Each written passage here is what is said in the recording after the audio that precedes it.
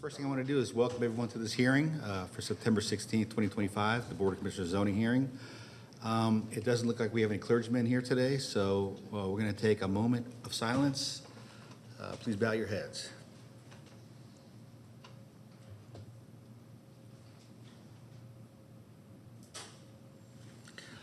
Okay, and with that, let me see here.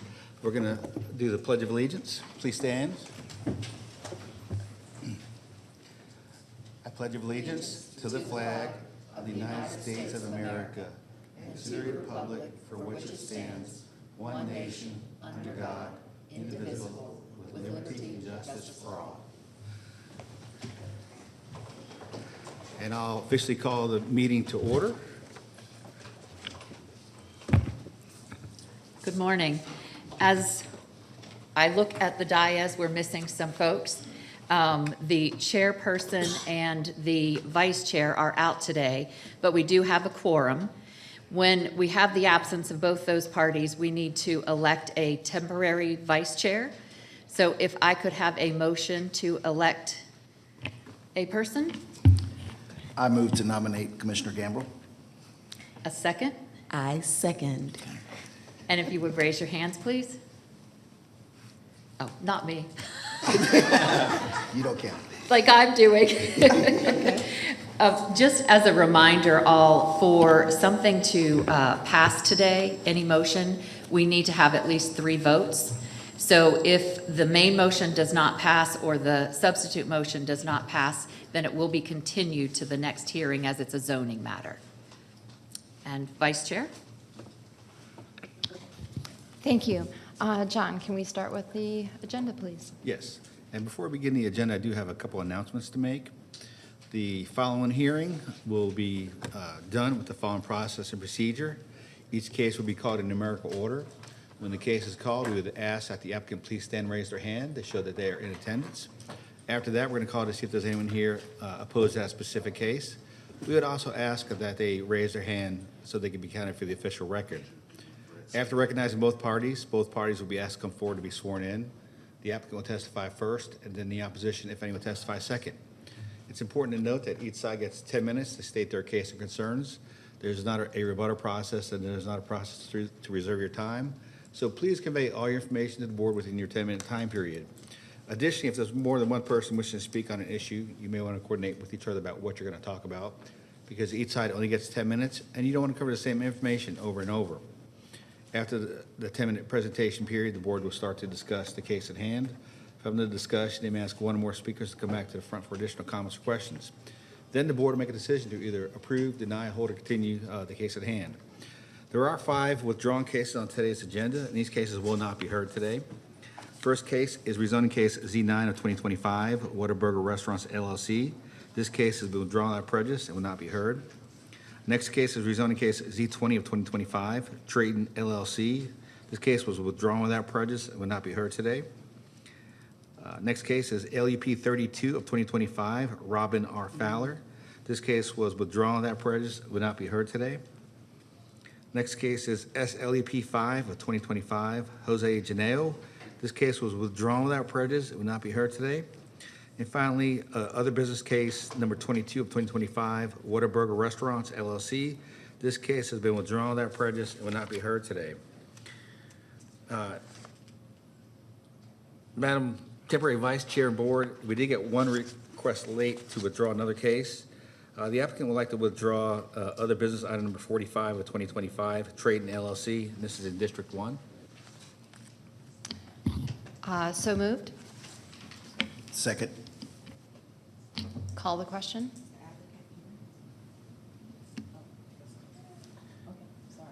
They sent in a letter last week.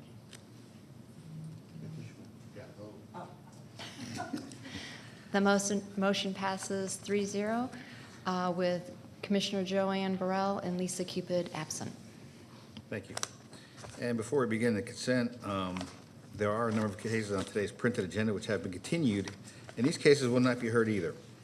And I'll go through the list. First case is rezoning case Z2 of 2024, Florida North Development Group LLC. This case was continued by the staff until the October 7th, 2025 Planning Commission zoning hearing So Z2 of 2024 will not be heard today. Rezoning case Z68 of 2024, Saks Austell LLC.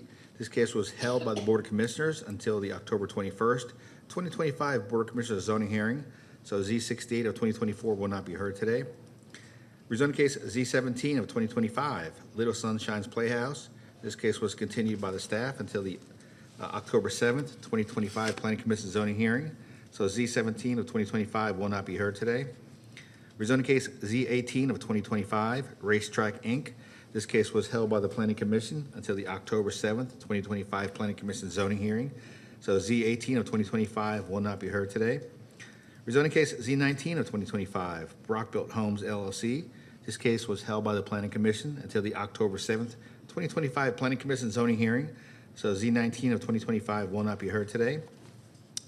Rezoning case Z21 of 2025, Jose Janeo. This case was continued by the Planning Commission until the October 7th, 2025 Planning Commission zoning hearing. So Z21 of 2025 will not be heard today. LEP 31 of 2025, Ann Lou Crispell.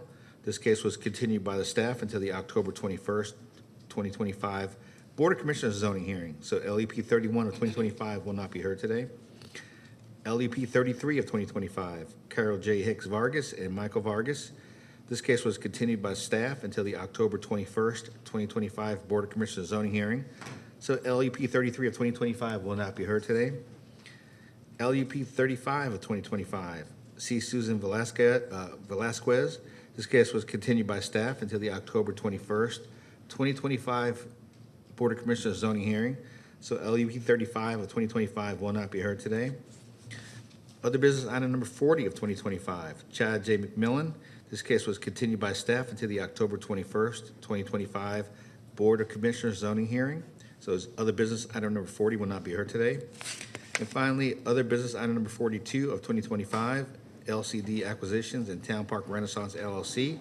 This case was continued by the staff until the October 21st, 2025 Board of Commissioners zoning hearing. So other business item number 42 will not be heard today. And before we begin the consent, I do want to ask the folks in today's audience, if you have a cell phone, please turn your cell phone off. When the phone rings, it does interfere with the broadcast of presentations. And I want to remind applicants, opposition, and any interested party that information is due to this board the Wednesday prior to this hearing. Any information submitted after the Wednesday due date may or may not be considered by the board at their discretion. And with that, Madam Vice Chair, I'm ready to start the consent agenda.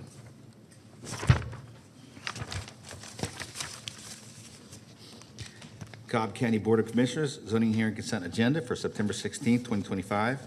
First case on consent is other business item number 41 of 2025, which is to consider amending the stipulations for Landstar Builders, Inc. regarding rezoning application Z18 of 2020, should be 2022.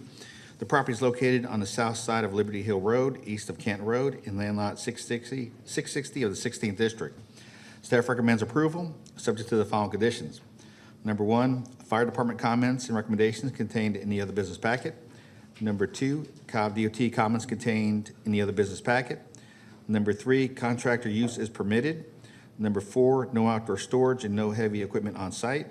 And number five, all previous conditions not in conflict remain in effect. Is the applicant present? Is the applicant here for other business number 41? Is there anyone here opposed to this case? Okay. Madam Vice Chair and Board, the applicant is not present and there's no one opposed. Would you like us to try to give them a call before the hearing? Yes, I would. Commissioner Sheffield? Yeah, also, there were a couple of people that went to the restroom. I don't know if they might be the applicant or if they're here with an applicant.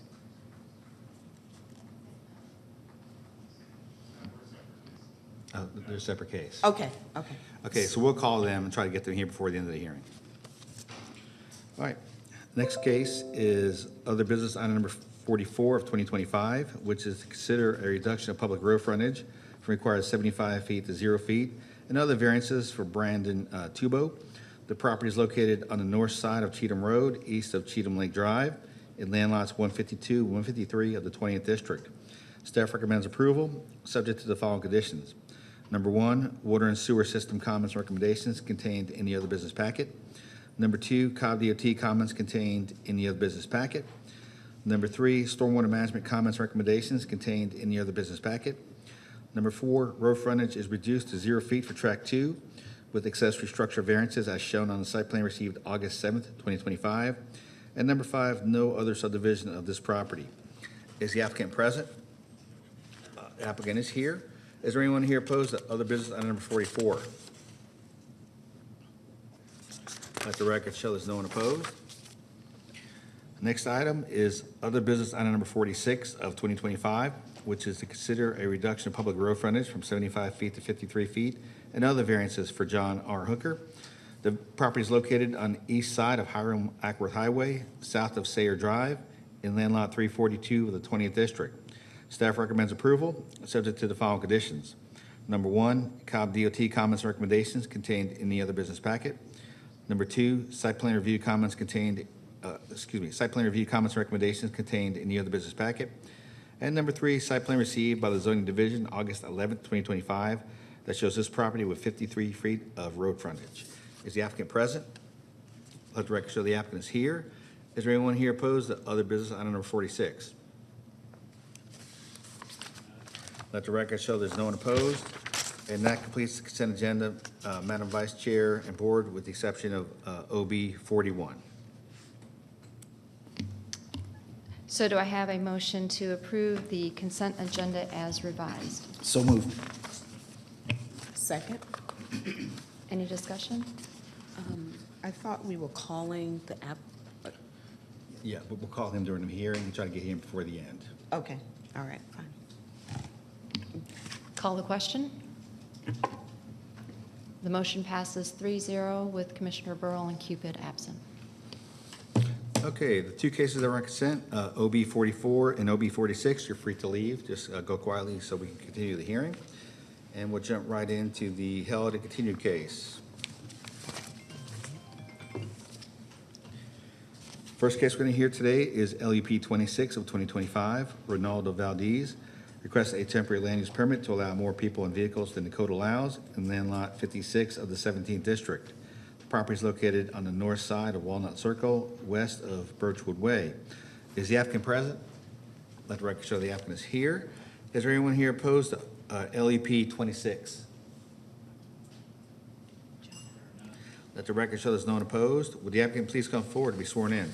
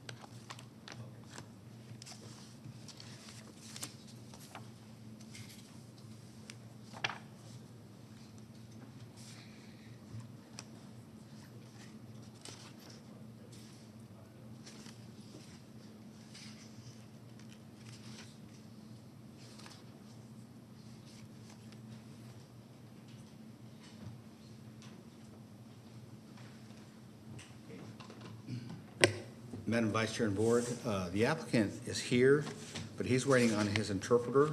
So if it's okay with the board, we'll skip this one and go to the next case and come back to that one. Okay? So moving on to LEP 34.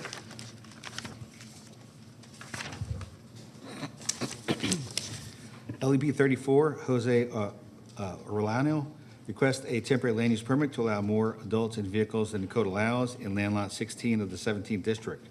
The property is located on the southeast intersection of Birchwood Road and Walnut Circle. Is the applicant present? The record show the applicant is here. Is there anyone here opposed to LEP 34? Let the record show there's no one opposed. Would the applicant please come forward to be sworn in?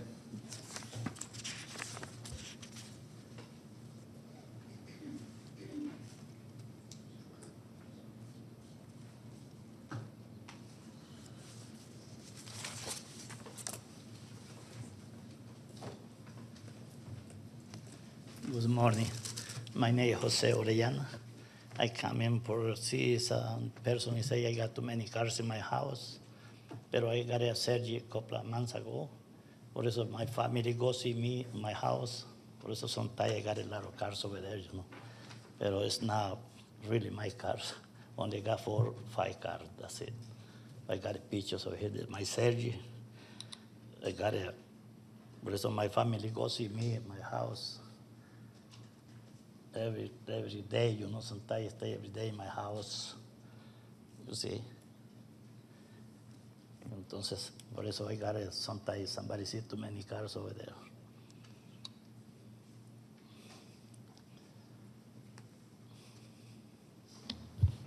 Is there any other information you'd like to share with us as to why you have that many cars there? Yes. Okay, could you please do so? Mm-hmm. Sí.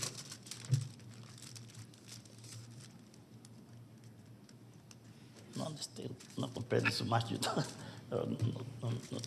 Sir, is there anything else that you would like to share with the board? She live in Sherwood? Is there any other information that you need to share with the board?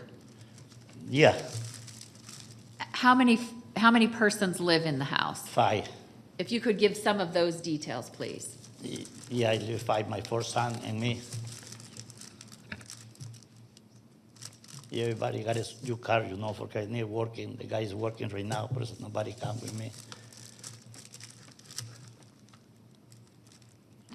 So of the 5 vehicles that you have, Yeah, they all now belong? I got 5. Because I tell my nephew, don't go because too much trouble, but he go to my house, bring some food, some drink, juice, or something.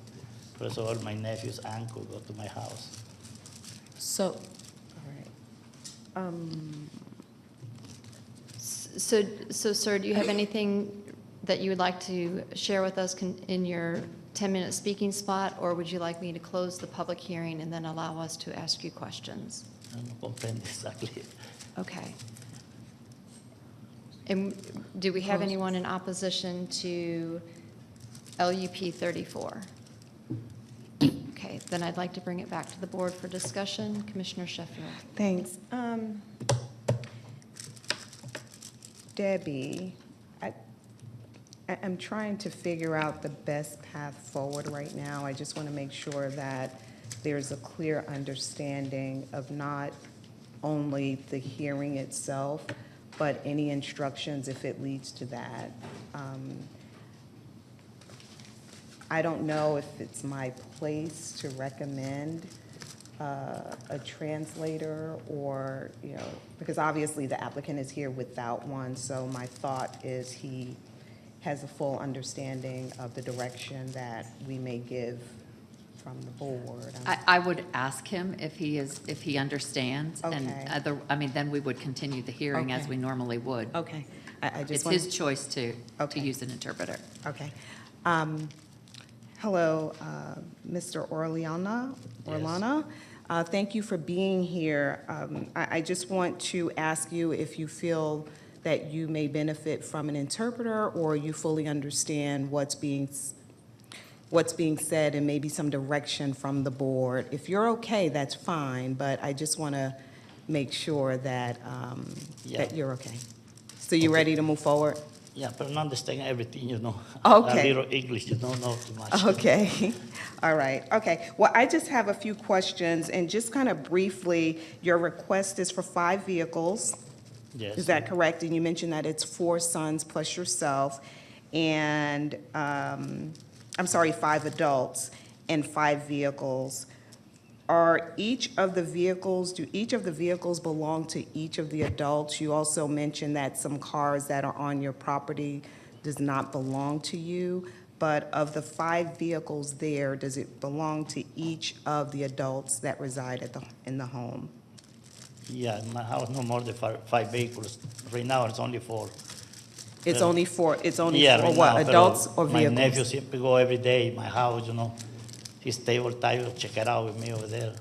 But so all 5 cars and exactly, I got it all time. Okay.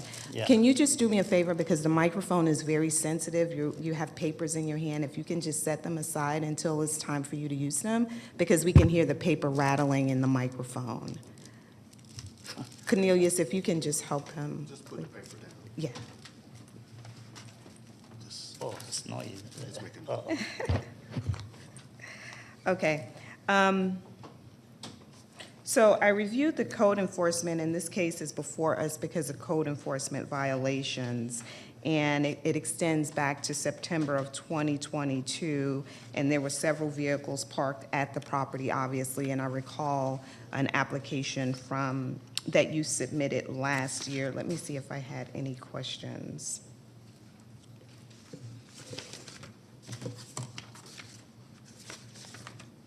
I don't have many questions, let's see, but you are confirming that there are 4 vehicles at the property? Exactly, it's 5. It's Every fi- time, yeah, all time 5 vehicles. Okay. My first son in my car, because everybody's working. I need your car, I need my car too for something too. Okay. Just 5 cars all time. 5 cars, Yeah, okay. also I need a permit for 5 cars. Okay, and just for a little context, the code allows for two vehicles and 2 adults. So you're asking for an increase of 3 for both, 3 vehicles and 3 adults. The home is 1,146 square feet, is that correct? Yeah, Okay. Based on the code enforcement violations, there's been parking on the gravel driveway. Do you have a gravel driveway at your no, I property? got it concrete. All my house I park over there, no in grass. I don't Okay. park in grass, no.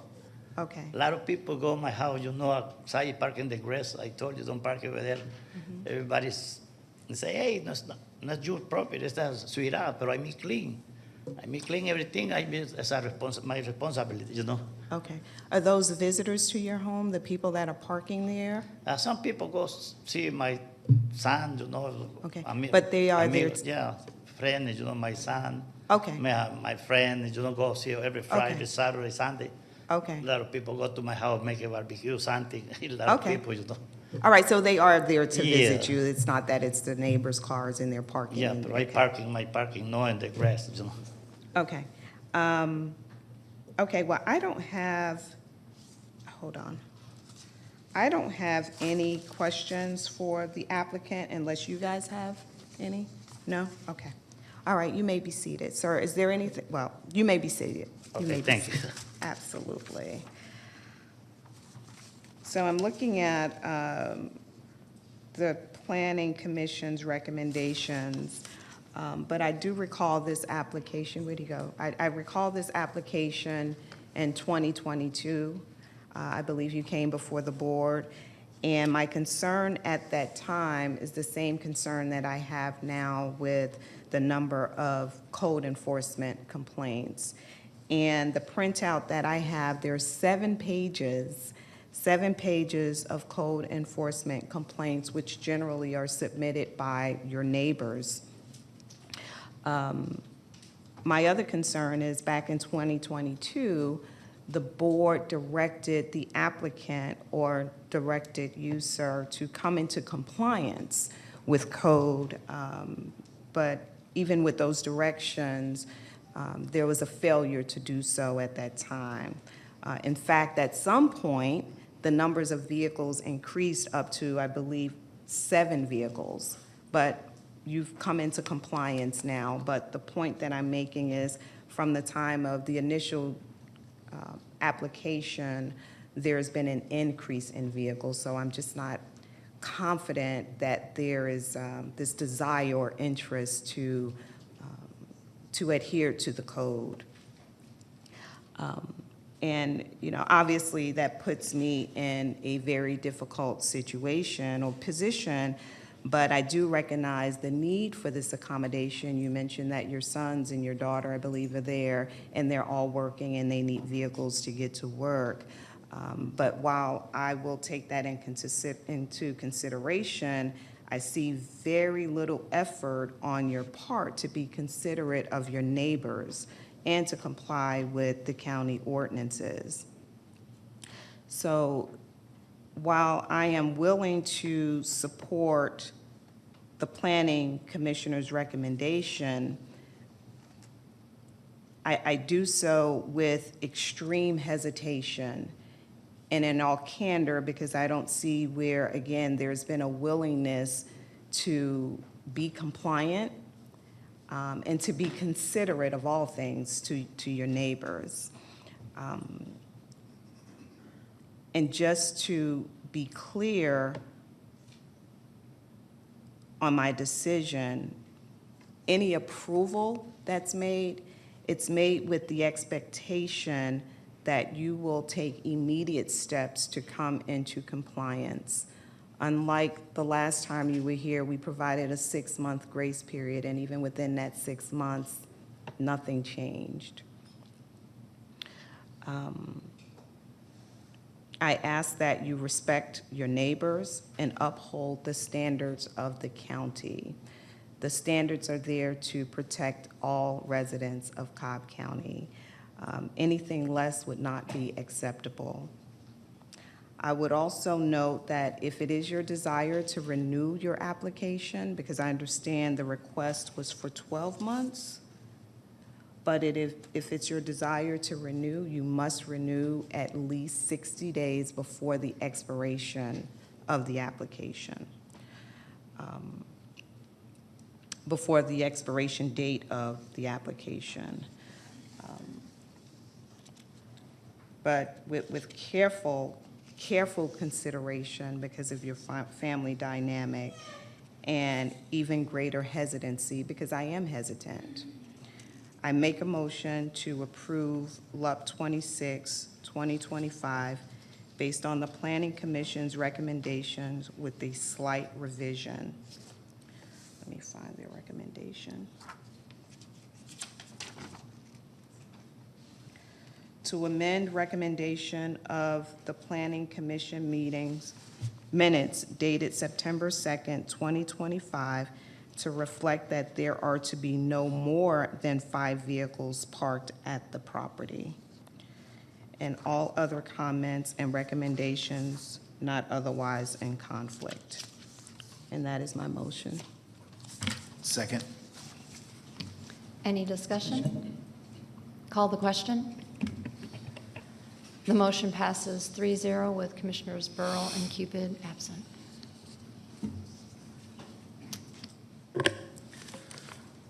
Okay. Madam Vice Chair and Board, the applicant who was a no-show this morning for OB 41 is on his way, so we'll call his case as soon as he gets to the room. And then the other application that we just called, the interpreter did show up, so I'm going to recall LUP 26 again. LEP 26 of 2025, Ronaldo Valdez requests a temporary land use permit to allow more people and vehicles than the code allows in land lot 56 of the 17th district. The property is located on the north side of Walnut Circle, east of Birchwood Way. Would the applicant please come forward to be sworn in?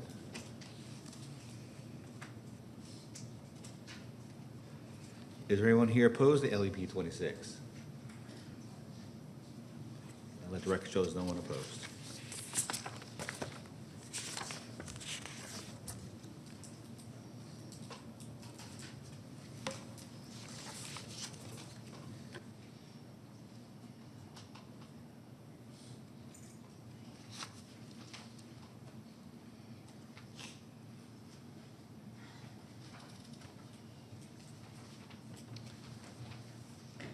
Buenos días, mi nombre es Reinaldo Valdés. Good morning, my name is Reinaldo Valdez. Estoy aquí, yo pienso que es... oh, sí. I'm sorry, he wants to know is he gonna be talking first or you guys? Yes. Oh, okay. He has 10 minutes to present his case, Oh, okay, and you present it to the entire board. okay. Thank you. Okay, this is caso. Estoy aquí por el caso de que tengo varios vehículos, pero yo me metí una aplicación para un permiso que pagué $260. No sé si no me lo están aceptando o...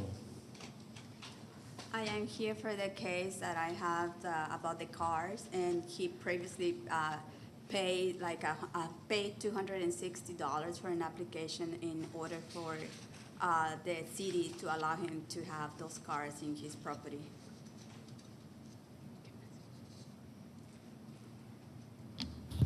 So can he share with us why he needs the number of cars in the driveway?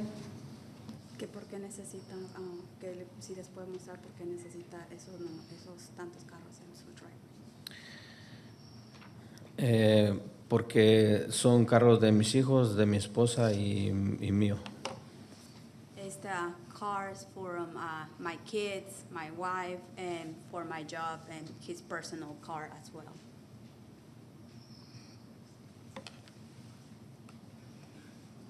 Do you have any other information you'd like to share? ¿Quiere decir otra cosa más? No. ¿No quiere decir nada? He says no. Okay, and as there was no opposition, I'm going to go ahead and close the public hearing and hand this over to Commissioner Sheffield. Thank you, Vice Chair.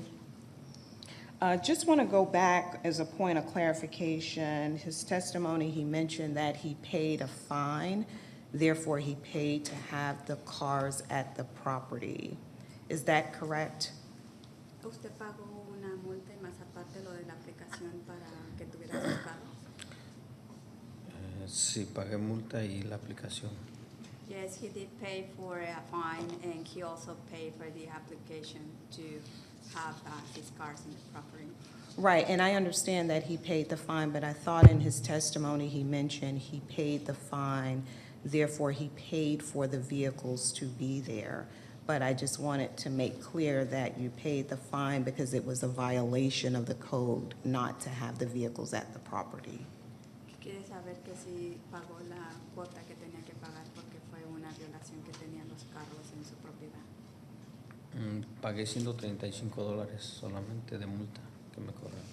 Yes, he paid that. Okay. He paid that and then plus the application for the vehicles. Okay, thank you. So the request is for 7 vehicles and 4 adults. The code calls for 3 vehicles and 3 adults, and the home is 1,492 square feet. He mentioned that it's his wife, kids, job, and personal vehicles, so I count that as 4 vehicles. And who drives the other 3? Or if he can share with me how many children drive a vehicle, maybe that's where. Yeah, he said that he only has 6 vehicles in his property, not 7. And ¿quiénes son los que manejan los carros? en la propiedad? Mis 2 hijos, mi esposa y yo. Bueno, son 3 con el nene, 16 años. It's 3 kids, 3 of his kids that drive the cars, and his wife and himself. But he has a car for his job. Okay. Okay. Let me just go back. I thought the original application indicated 7 vehicles, but okay. Yeah, it does. The original application indicates 7 vehicles. La aplicación original indicaba 7 carros. No, he says no, it's only 6. Okay. And also, based on the code report, and there's several pages of code enforcement violations as well, I believe with this one. Let me get to it, yeah. There are a couple of pages of code violations with codes dating back to October of '24, based on the number of vehicles at the property. There was also a camper parked in the front yard. Is the camper still there? Que viendo todavía todos los récords que tienen ellos en su están viendo que tenían todavía la trailer que tenían frente. No, eso no tengo, esa la que tengo. He doesn't have any camp or any trailer in his property. Okay, and also, there was a report, a code enforcement violation of storage underneath the carport. Has that been cleared? Because this report or that inspection was in November of last year. La inspección, hicieron una inspección en noviembre del año pasado que tenía muchas cosas debajo de su garaje, que si ya limpió ahí. No, eso voy a limpiar y voy a meter, te estoy limpiando, voy a meter los carros ahí. He said he's cleaning that space up and he's gonna put cars in there. Okay, but this is underneath the carport. Yeah. Yeah, that's what. Okay, yes. all right, okay. To his best estimation, does he feel he's in compliance with code today outside of clearing the carport? Can you say that again? In his best estimation, does he feel that he is in compliance at his property with the exception of the carport? Que si usted se siente como que si va a tener like you mean like he feels confident that he's gonna get that cleaned that up or? No, is he in compliance? In other words, is he still parking on the grass? Because there were observation of code enforcement with him parking on the grass. Is he still parking on the grass? Que si se sigue parqueando en el, ¿cómo se llama? ¿La yarda? Yeah, encima de la No. yard. He said they don't park on Okay. the yard. Because as I read through the code enforcement synopsis in the report, it does seem like over time, he's come into compliance with the property because I'm reading some entries that observe up to 7 vehicles at a time, and his testimony today says, he states that there's 6 vehicles. So I think that there is an effort on his part to come into compliance.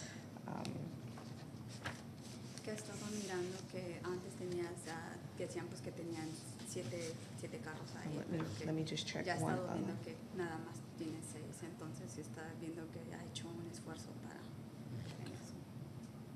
Okay. Dating back to February, and I know that he just has 6 vehicles there, but I still want to touch on some issues here in the code enforcement report. But there is a van, or there was a van earlier this year that was parked on an unhardened surface. Is that van his work van, the white Dice que hay van? una van que estaba allá parqueada en su casa, que sí es su carro de usted. Una ven blanca. Is it a white van? Yeah. Sí, esa es mía. That's his. Is that his personal vehicle or his work vehicle? Es del trabajo. It's his, for his job. Okay. Okay.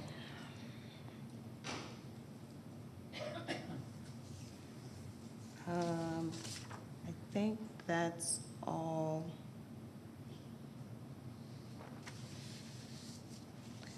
That's all the items that I have, unless you guys have any questions, no? Okay. Okay, that's all I have.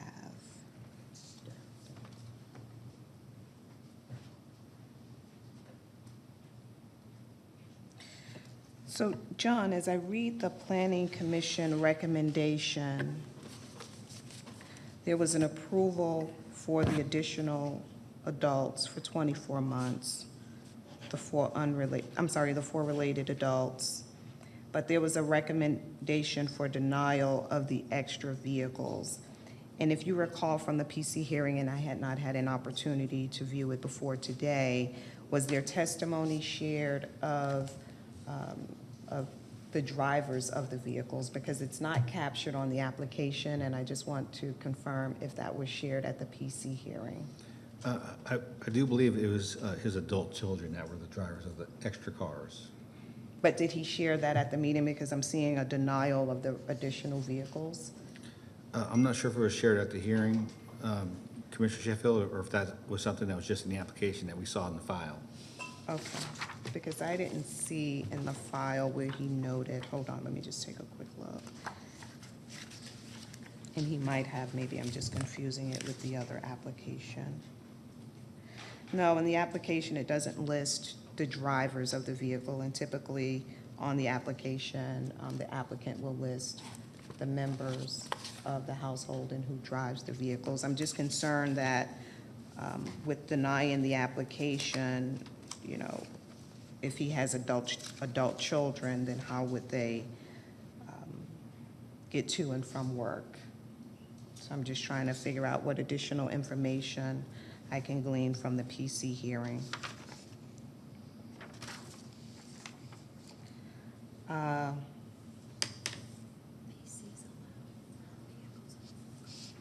Okay. I am supportive of the Planning Commission recommendation, which was to approve the LUP application for 24 months. Where'd he go? To approve it for 24 months. But they went on to deny the request for the extra vehicles.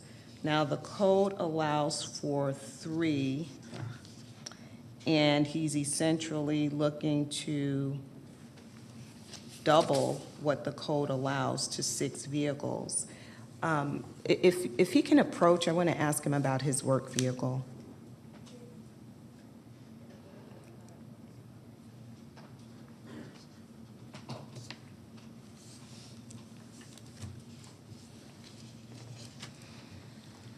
My question is, can he park his work vehicle at a different location? Que si puede parquear su carro de trabajo en otra locación. Because he also has a personal vehicle as well. Porque también tiene uno para usted. No tengo dónde parquear en otro lado. He doesn't have any other place where to park. Pero So, voy a tratar de tener solamente 5 carros ahí, si me lo permite. Then he's gonna try his best to just leave the 5 cars in there. I'm sorry, can you step to the mic? I Yeah, can't. he said that he's gonna try his best to only have 5 cars parking in the property. What exactly does that mean, to try his best? I'm just trying to figure out if he's planning to make arrangements to store the work vehicle at another location. ¿Cuáles son exactamente sus planes con que va a intentar? Que tiene que decirle que si va a hacer algo o que si está Sí. planeando ponerlo en un lugar. Estoy planeando de quitar un carro de... He's actually planning to remove one of the cars that is already there. And which car is that, and what are his plans, if you can share that with us? ¿En qué carro es ese que quiere quitar y cuáles son los, cuál carro es el que va a quitar? ¿Quiere que le diga la marca y todo eso, el color o cómo? He wants to know if you want him to tell him like the brand of the car, the color, or... No, he mentioned that he plans to have 5 vehicles, and I just wanted to know what his plan is. Is he planning to store one of the vehicles off-site? Is it that one of the occupants of the home are moving out? I'm just trying to figure how is he going to execute that plan? Okay, quiere saber que si el carro ese, el extra carro que tiene, el que va aquí, que dice que va a quitar, que si alguien se va a mover de ahí, que cómo va a hacer para quitarlo, para que no esté ahí Lo voy a ese carro. mover a otro lado. He said that he's gonna move it to somewhere else. Okay, is it the van or the car? No, el carro. It's the car. Okay. Car, La van. not the van, it's the car. Okay. And does he have a window in which he plans to move it? ¿Sabe más o menos cuánto tiempo le va a tomar para quitar ese carro? Que me dé un par de meses. If he can just give him like a couple months. Okay. Okay, thank you. That's all that I have. Yeah, go ahead. I do have one question for you, please. So in your testimony, you said it was you, your wife, and 3 children that reside in the home, En correct? su testimonio usted fue que dijo que son 3 niños y su esposa las que viven con usted. No, o sea, 3 niños son los que manejan. 3 kids are the ones that drive De los carros y mi esposa y from yo. with the cars, and then his wife and himself, like the ones that drive in those cars. So do you have 4 other adults living in the house that are not your family? Entonces tienes 4 adultos más que están viviendo en la casa que no son tu familia. No. No. Thank you. Okay.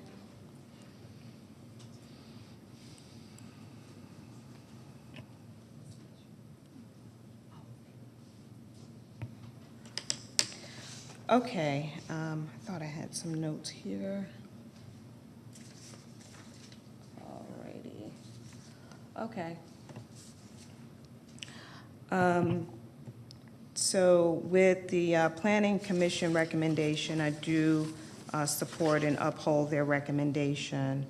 And I'd like to make a motion to approve LUP 26 for 24 months. And I'll recommend denial for the LUP 26 additional vehicles, but will add the allowance for vehicles in my stipulation because the original request was for 7. So for the 7, although I know there's 6 there, but the application has 7, so that part of the request I will deny. However, I will allow for the additional vehicle within my conditions. So if we can, clerk, revise the PC's recommendation number 1 to read applicant to clean out the garage to allow for the parking of 2 vehicles inside and allow 2 vehicles to be parked on the outside.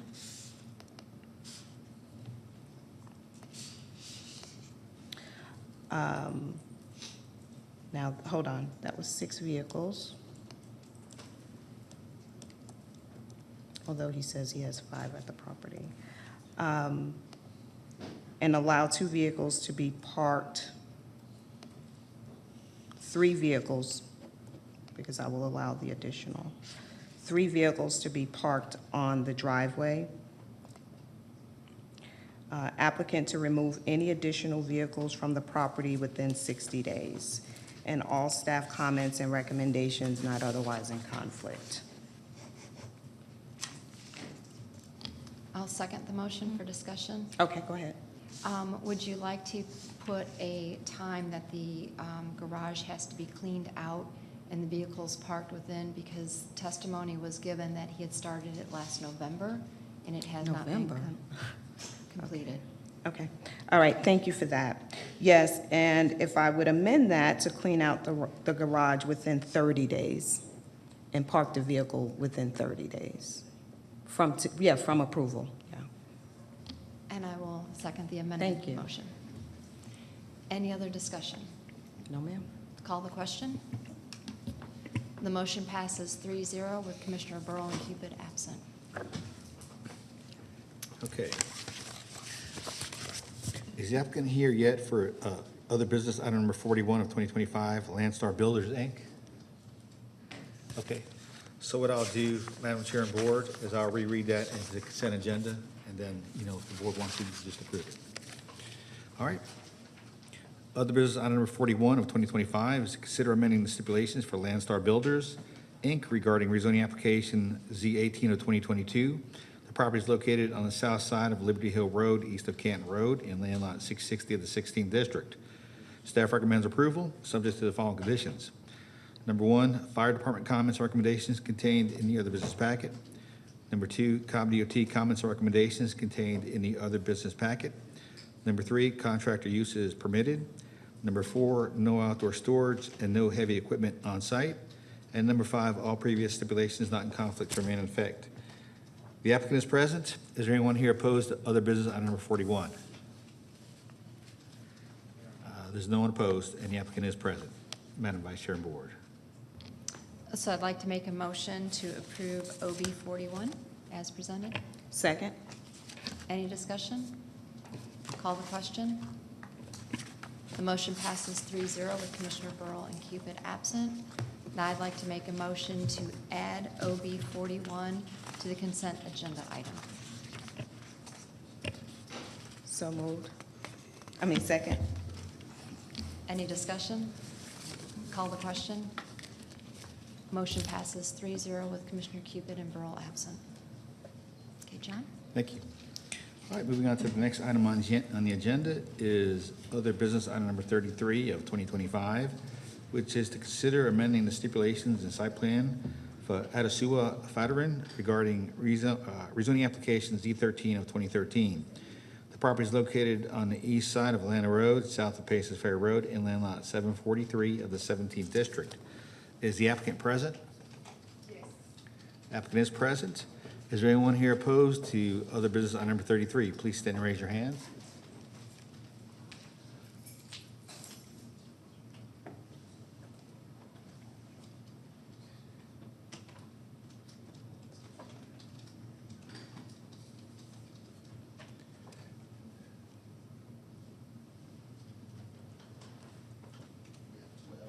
Okay, the record, so there's 12 people here opposed to this application. All those who would like to address the board either for or against the application, please come forward to be sworn in.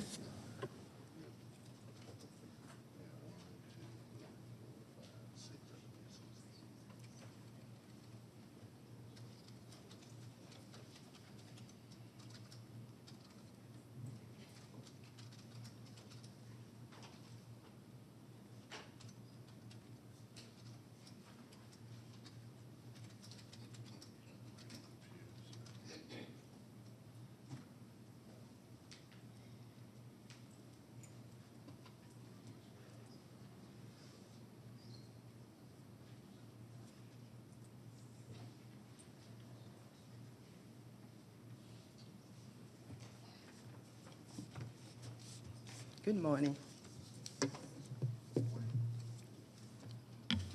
Go ahead and state your name and you may present. You have 10 minutes to present your side. Say that again? We're ready for you to present your side. Oh, okay. So I know I got some feedback, and I have these stipulations that have been suggested, and I don't have any objection to the stipulation. I approved it, and that is all I have. Can you please state your name for the record? Adesua Fadarin. Thank you. Thank you. So you have no other information you'd like to share with the board at this time? No. Okay. Thank you. And if we can call opposition, go ahead, you may be seated. And remember, you have 10 minutes collectively to present.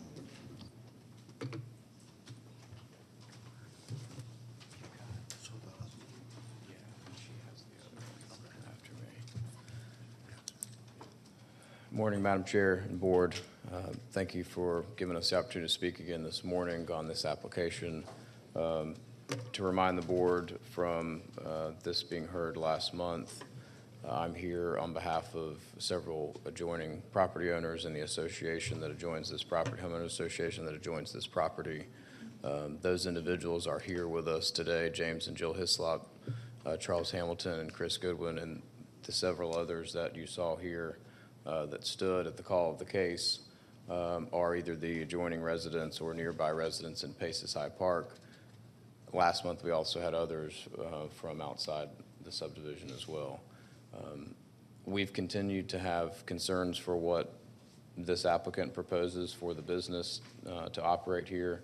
We expressed several of those to you last month, and that not only comes from the type of business that we've seen being proposed, but from the activities that we've seen during the pendency and prior to this case being filed. This is not an attack on the applicant or an objection to an appropriate business being at this location. There was significant detail and intention that went into Z13 from 2013, June of 2013, multiple pages of stipulations amending and adding to an already detailed stipulation letter from the attorney for the applicant at that time. The intent was to have a professional office or similar use. There were other uses that were allowed to be proposed, and that's what we have here. But we can't forget the intent of what that stipulation letter, those conditions and those minutes required. And that's appropriate looking at what this business is adjoining. I'm not going to go back through all of this, but I think just looking at this commercial operation and what's surrounding it with the residential, you can see, and if you watch the hearing from 2013, you can see the level of attention that went into trying to make sure that in every way possible we could ensure that this was a use that looked like a professional office. It was even originally proposed to be by appointment only. and I don't know when we ever see that. So that's the limited type of use. We then have the things that we've seen during the course of this application that have led my clients and the adjoining owners to rightfully be concerned that what's been proposed in their own documentation is well beyond neighborhood bakery. 90% is designed to be distributed to other operations and advertised as a wholesale bakery. So I'm going to let you hear from one of the adjoining owners to kind of add to and provide additional information from what was provided to you before. We appreciate that there may be some discussion to have additional stipulations be imposed.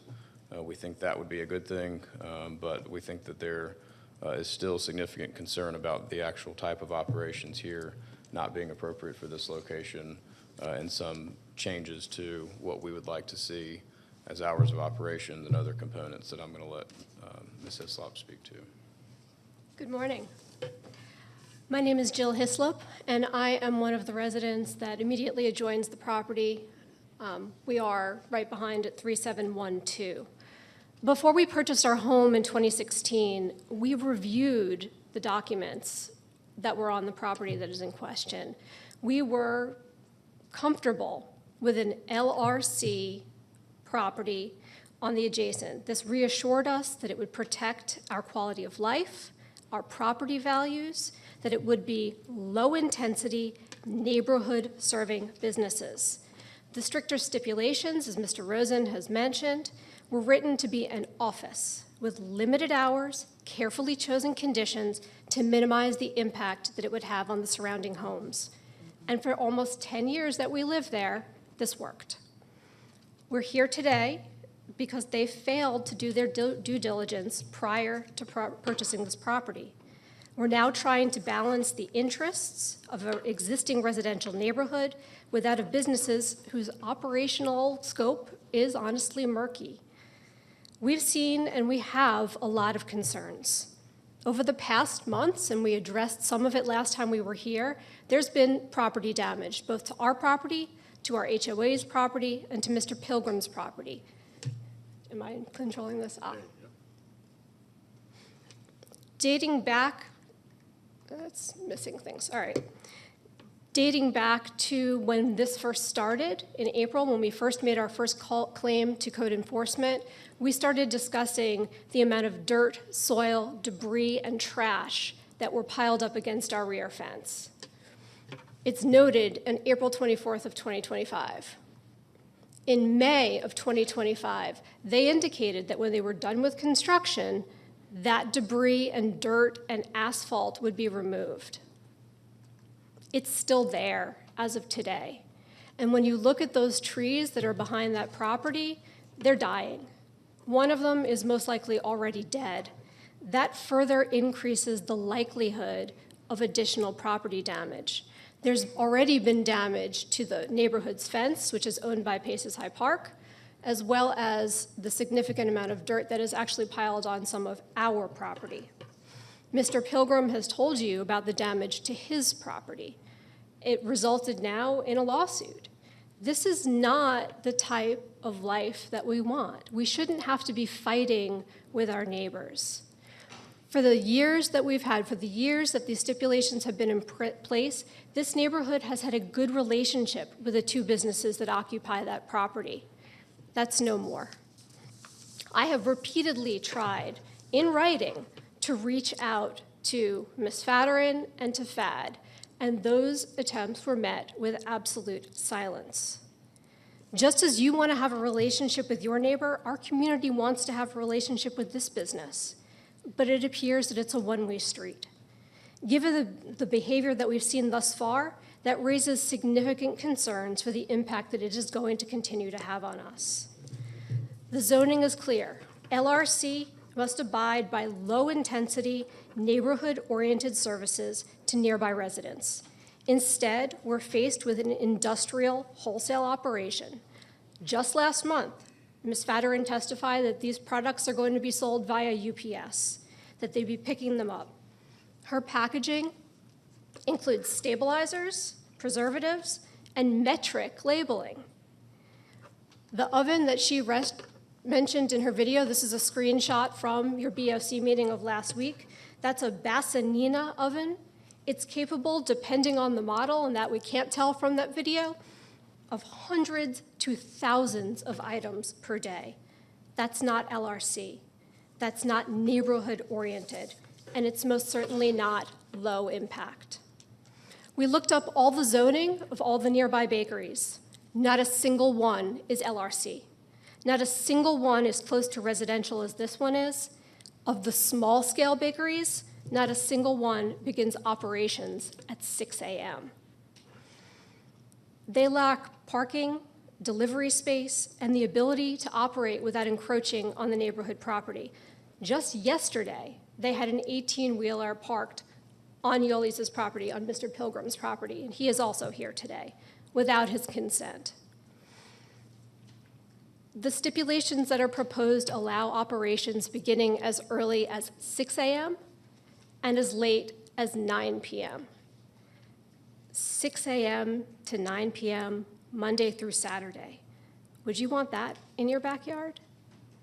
That does not even give my elementary-age child enough time to get the recommended sleep that he is supposed to have. And that is not the stipulations and the requirements that we were promised when we purchased this property pursuant to the zoning.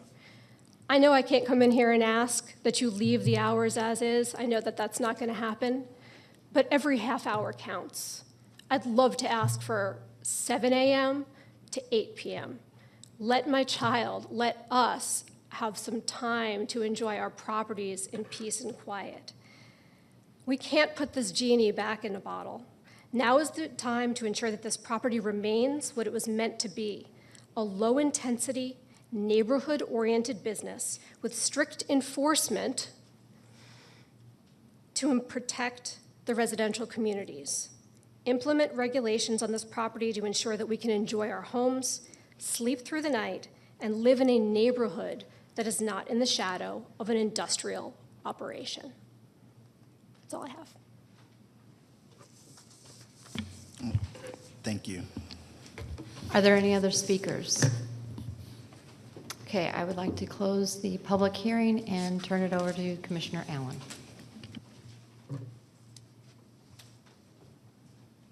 So this has been a case that we spent considerable time on in last hearing. I've talked with both parties and communicated through email with both parties since. What I'll say is that the 2013 zoning was very detailed. But in that, it was zoned as an LRC, not an LRO for an office, with a bakery as an intended use or an acceptable use. We can't anticipate when we do these what someone's code violations may be in the future. But what we can do is put stipulations that are in place, whereas if there are violations of Cobb County Code or the stipulations, we can find ourselves back here to address those again. I also know about the property damage, and I encourage both parties to work through that process and make sure that we are good neighbors, that we do repair what has been damaged, and if there is outreach, that we communicate in a way that builds that trust going forward. In spending time with both parties, I understand the passion on both sides, and I hope that as we move forward, we do have a compliant business, compliant with all the code and stipulation, and we do have a neighborhood that is not impacted significantly by the operation. So I'm ready to make a motion if there are no other questions of the applicant or the opposition. And the first thing, before I make the motion, with the hours of operation, I just want to be clear, and it'll be clear as I read out, and to the clerk, I'll give you a copy of the stipulation so you have them. It's very detailed. That with a 6 a.m. operational start time, this is for activities that are inside of the building. And I take, as does the state of Georgia, the rights of a property owner to access their their building. And I do not think it's the job of the county to overreach and to restrict when someone can access their property that they own.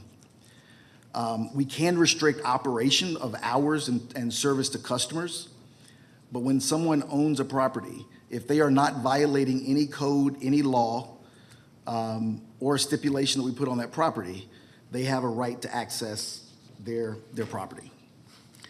So with that, I make a motion to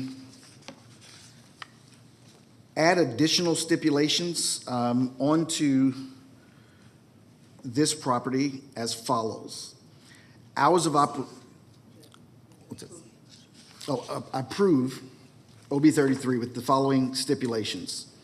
Hours of operations no earlier than 6 a.m. with customer hours from 8 a.m. to 7 p.m. Monday through Saturday.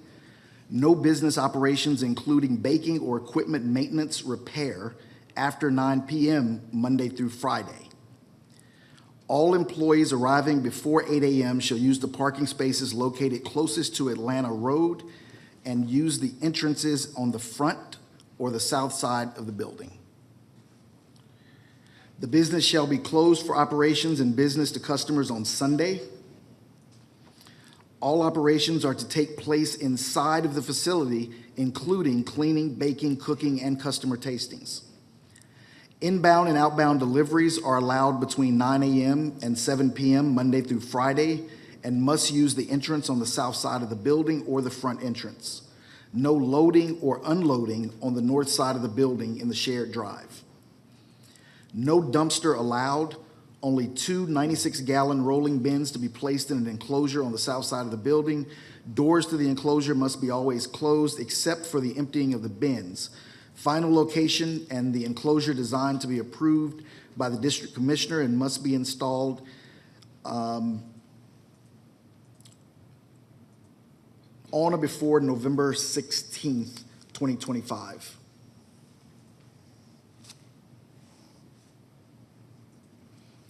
Trash collection and grease trap cleaning is restricted to 8 a.m. to 6 p.m. Monday through Friday. Vegetative buffer to be placed in the rear of the building on or before November 16th. The county arborist to approve the design, and if not completed, well, I guess we can't put that in there, but to be completed on or before November 16th, 2025. The neon open sign, no larger than 1 foot by 1 foot, is permitted to be displayed from the front interior of the building. The sign shall be static with no flashing, blinking, or scrolling. No speakers permitted outside, no audible music to be heard outside the building. There shall be no outdoor seating or extended covering, awning, etc. No outdoor storage or outdoor display of merchandise. No idling of vehicles in the parking lot. And on stipulation 6 from the original stipulations in 2013, to include security lighting in the lighting must be directed facing away from residential properties. And that'll include security lighting. And then all other stipulations not otherwise in conflict are to remain in effect, which means all of the other stipulations from previous are to remain in effect and are not excused. And all future use of this property shall come before the Board of Commissioners for approval. And that closes my motion. Second. Discussion? I do have a clarifying question. On the maintenance, you said not after 9 p.m. Monday through Friday. Correct. Are you going to allow maintenance to be done on Saturday? Monday through Saturday. Let me amend that to Monday through Saturday. Okay. Commissioner Sheffield, are you good with that amendment? Okay. Okay. And I have a question regarding the landscaping, and I know that the arborist is going to be involved, but I know that sometimes the fall is not the best time to plant certain trees, so there may be a need for some flexibility there. At the request of the arborist, we can make that flexibility. Yep, okay. Any other questions? Call the question. The motion passes 3-0 with Commissioner Burrow and Cupid absent. Okay, next item is other business item number 34 of 2025, which is to consider amending the stipulations for Camalu Afalabi Fiderio regarding rezoning application Z47 of 2016. The property is located on the east side of Ellis Mountain Drive, south of Sage Lake Bend, in land lot 45 of the 19th District. Is the applicant present? Let the record show the applicant is here. Is there anyone here opposed to other business item number 34? 2? 2, okay. Let the record show there's 2 people here opposed. All those who would like to address the board either for or against the application, please come forward to be sworn in.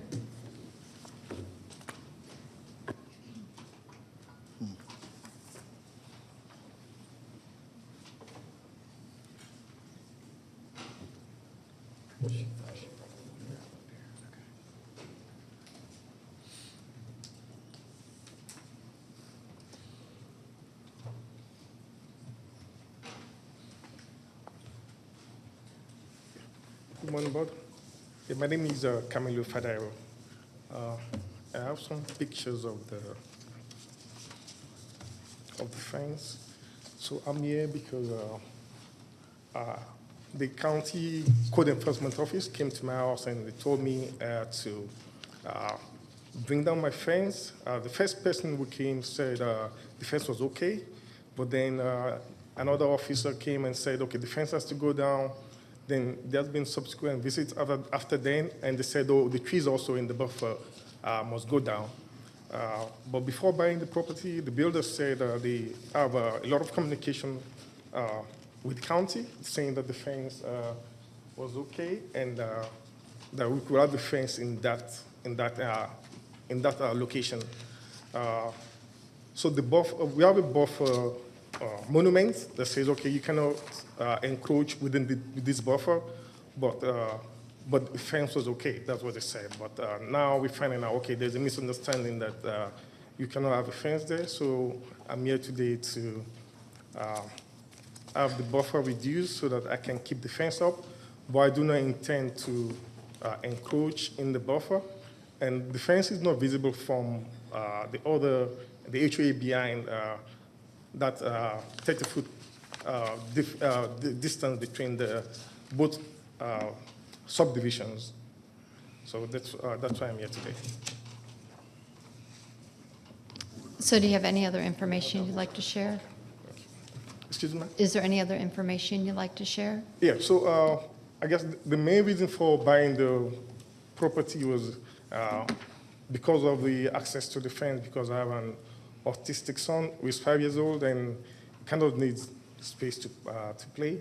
And so that's my understanding that we could have a fence with that piece of land available for just, so it could be outside, and I could keep a fence there to keep him safe from wandering off, or sometimes we see deer coming, and so just to keep animals from also getting in. So that's the main reason for the property. So this is kind of defeating everything. Thank you. Okay, thank you.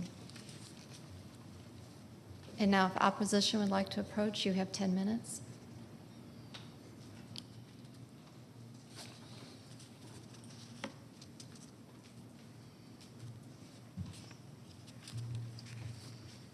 Hi, I'm Karen Dickey, the HOA president of Winthrop Manor, and this is Josh Cronin, who borders this particular property.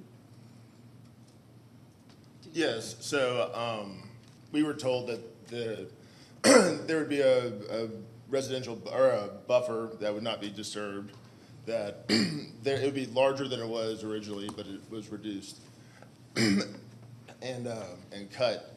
And there is a monument that says do not go or do not disturb beyond this barrier or whatever.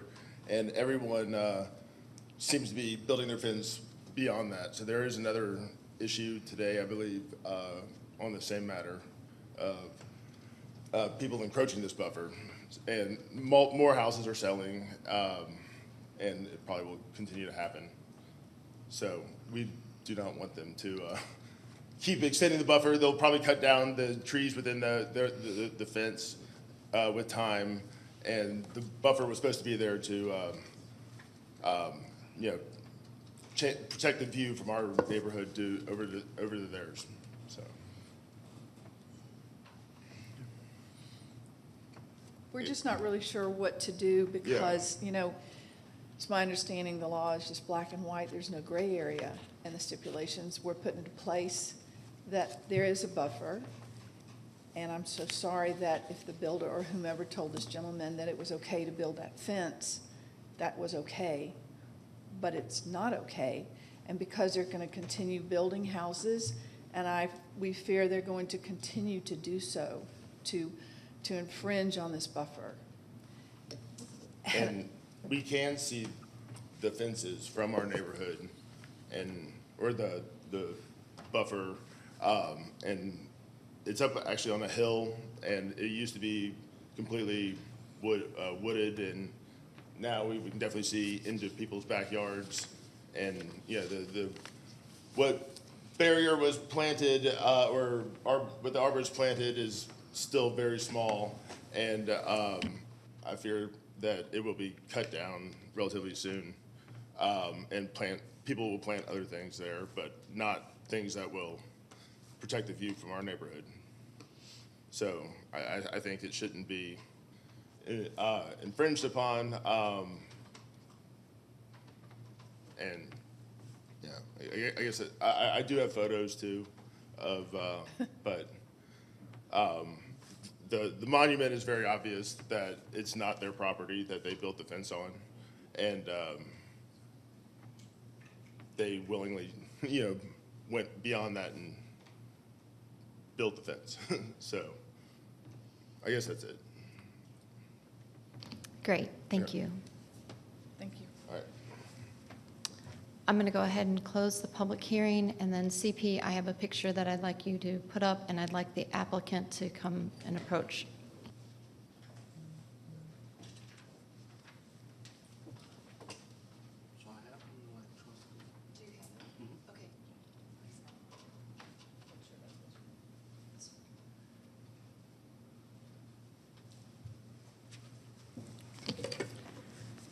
Sir, does this sign look familiar to you? Yes, ma'am. Is there a sign in your backyard? Yes, ma'am. Okay, thank you.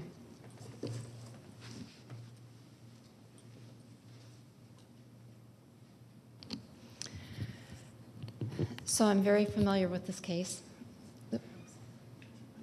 The gentleman in opposition mentioned that he had photos. Is this the same photo that he had? I'm just curious. Okay. Yeah, these are photos that were submitted in opposition.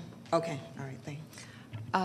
But I am very familiar with this case. The neighbors did work very long and hard with the original application on this rezoning, and protecting the natural buffer area was critical to the neighbors, and hence that is why we went and put these signs up. And you will have these signs in every single lot because, as we all know, when we do buffers, they're the first thing that tend to get disturbed and not followed. Therefore,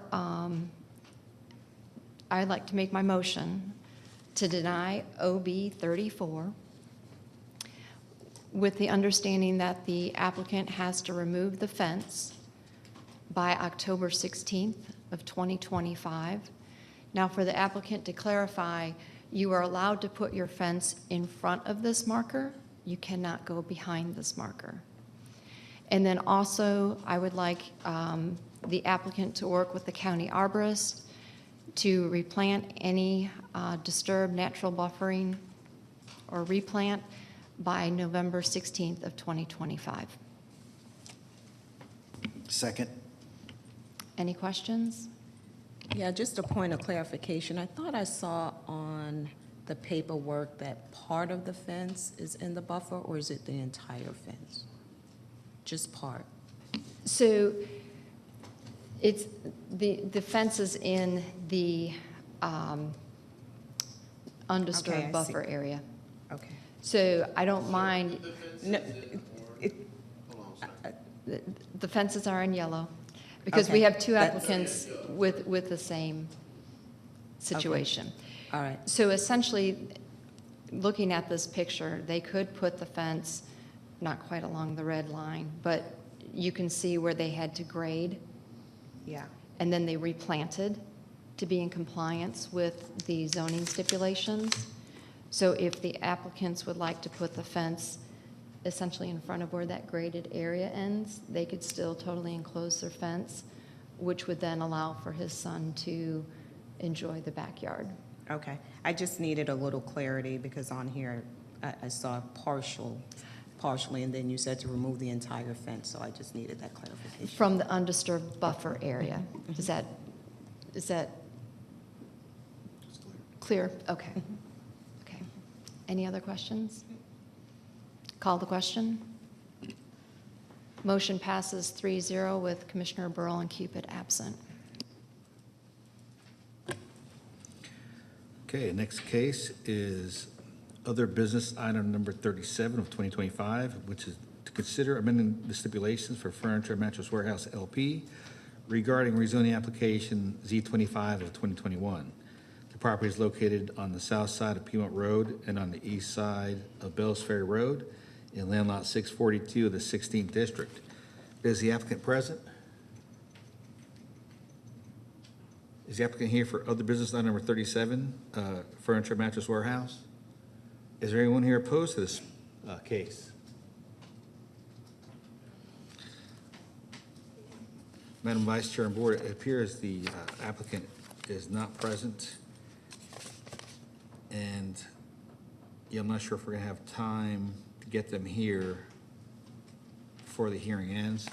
I did talk to them last week, and I thought they were gonna submit a letter to withdraw this, and then they never did. Okay, Commissioner Allen? Yeah, I'd like to make a motion to continue until October 21st. Second? Any discussion? Call the question. Motion passes 3-0 with Commissioner Burrell and Cupid absent. Okay, next case is other business item number 39 of 2025, which is to consider a reduction of required lot size for horses for Matthew Brady Owen from 2 acres to .459 acres. The property is located on the south side of Sansqua Lane in land lot 697 of the 19th District. Is the applicant present? Applicant is here. Is there anyone here opposed to other business item number 39? Okay, thank you. Would the applicant please come forward to be sworn in?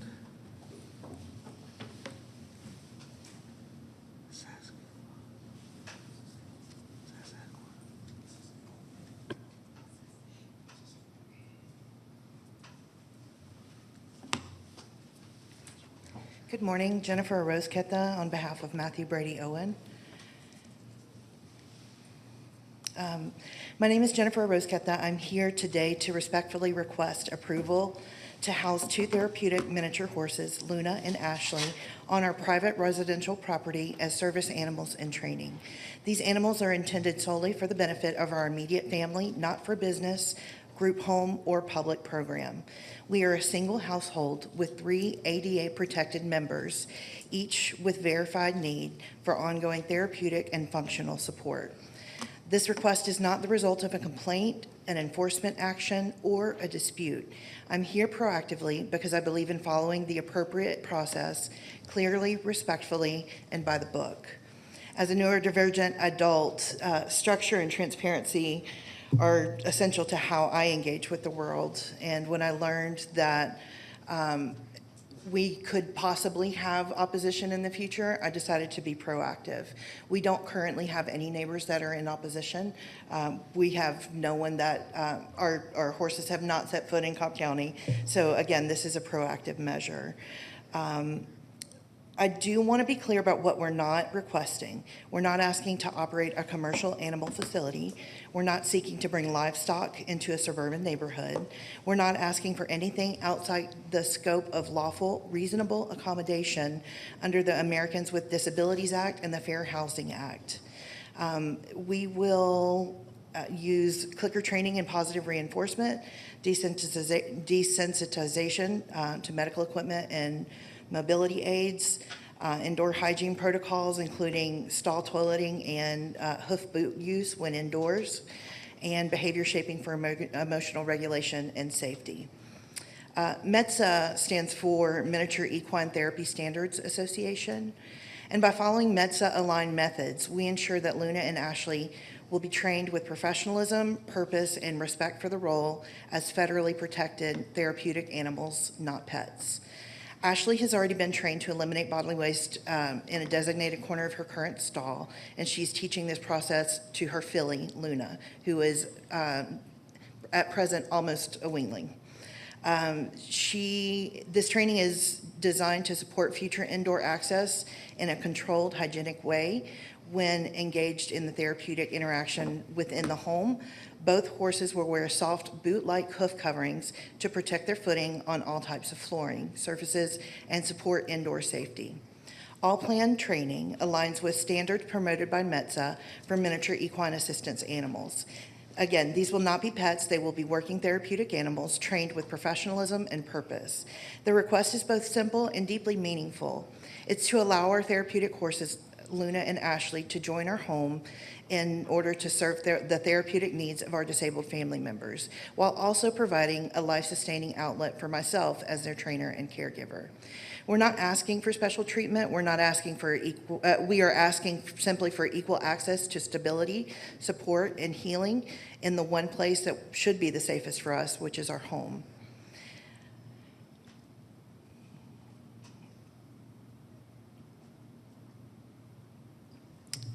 Both animals are being trained in accordance with METSA standard, as I previously mentioned.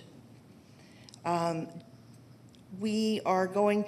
give you just sort of a profile. Luna is a young, dually registered miniature horse. She's being trained from birth to certification as a service animal with a strong focus on emotional grounding, mobility support, and public access behavior. Her calm, curious nature and developmental imprinting make her an ideal candidate for advanced task training. Ashley, her mother, her dam, is a 19-year-old dually registered miniature horse with a proven broodmare history. Several of her offspring are certified therapeutic animals. She is transitioning into a public access task-trained service role. Building on her nature, on her mature temperament, and a long history of positive human interaction, her tasks include emotional regulation, retrieval, door assist, and mobility pacing for her disabled partner. The legal certification and framework. Both training programs follow ADA Title II and III guidelines, which recognize miniature horses as legitimate service animals. Certification will be pursued through METSA, which requires task proficiency, public access skills, and calm behavioral standards in public spaces. The task training summary. Both Luna and Ashley will be trained to realistically perform at least 5 disability mitigating tasks for their designated disabled partner. Grounding during emotional dysregulation, so tactile pressure, nose touch, item retrieval, medication pouch or dropped objects, door assist, push button or tug rope, mobility support, curb navigation and pacing, public space buffering, block command for crowd management. Their daily routine and support schedule will begin with turnout to pasture when the dew is lowest before the heat rises. They require earlier access to grass for safe digestion and also emotional regulation. The handler works from 8 a.m. to 4 p.m. midday, so supervision will be and care task will be led by my co-trainer, Hector Roskether, who's also my husband and primary caregiver to our homeschooled disabled son and to my disabled veteran brother. Luna and Ashley are being trained to serve as ADA compliant task trained miniature service horses. supporting their disabled partners. We have a schedule laid out for them if you would like to have more information about that. We have an optimized training schedule and lifetime care model. As these animals live to be 25, 30, 35 years old of age, we are creating for our family a continuity of care as my son grows and becomes more independent, but will remain to a certain degree dependent throughout his entire life. That continuity of care of having the same service animal that is trained specifically to him, and that they've had the early imprinting from the time of the colt's birth through her entire lifetime, is going to be an extremely vital thing for our household and for my peace of mind as a parent. We have the legal foundations, the Fair Housing Act, and FHA and the ADA compliance. Under the Fair Housing Act, individuals with disabilities are entitled to reasonable accommodation, including the right to live with assistance animals such as service animals and service miniature horses. HUD guidelines guarantee that the assistance animals are not pets and that breed, size, or specific restrictions do not apply. No special certifications or registration are required, and landlords may not impose additional fees, which is not applicable in our case, as the property is owned. Owners are responsible for any damage caused by the animal, which is not going to be an issue. Similarly, the Americans with Disability Act Title II and III explicitly include miniature horses as service animals if they are individually trained to perform tasks for a person with a disability. Public entities must make reasonable modifications to accommodate them, provided the animal is housebroken, under control, and does not compromise safety or operations. The sanitation and manure management plan covers both Luna, the 4-month-old miniature filly, and her dam, Ashley, 19 years old, both expected to reach not over 30 inches tall, as the dam is 30 inches at her shoulder, which is roughly the size of a female Great Dane. We have a schedule for manure tasks for management. We have compost schedules, trash schedules, dump schedules, all of the things. We have, I have pictures of visual evidence of the bonding, but since I think I'm running out of time, I do want to look at some of the legal precedents that we have. Besides mentioning the ADA and the FHA and the HUD guidance, there was a key case, Anderson versus City of Blue Ash. And the facts of the case were that the family sought to keep a miniature horse, Ellie, as a therapeutic aid for their disabled daughter. The city enacted a residential ordinance banning horses and cited them for violations. This is not our case. We are trying to be proactive. Legal journey. The municipal court convicted the plaintiff. The district court dismissed the ADA FHAA claim, citing preclusion from the criminal conviction. The Sixth Court of Appeals reversed, holding the criminal fact-finding cannot bar civil ADA FHAA claims. The case was remanded to determine whether or not reasonable accommodation was required under the law. The final legal outcome of this case was that the Sixth Circuit Court of Appeals ruled in favor of the family. It reversed the earlier dismissal. Ma'am, your time has run. Thank you. Thank you. You may be seated. Thank you. And we had no opposition.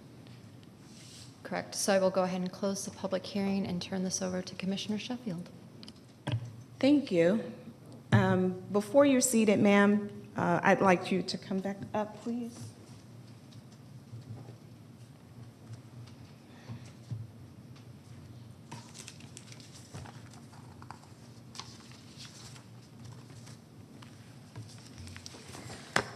I have some questions, a series of questions, in part because I'm a little unfamiliar with the miniature horses, et cetera, although I will share that I've done extensive research and preparation for this hearing, but I still have some questions I'd like for you to answer publicly for the record. The first question I'll start with is, do you have a copy of the letter of support from your neighbor as reflected in Exhibit C of the handout you passed out last month?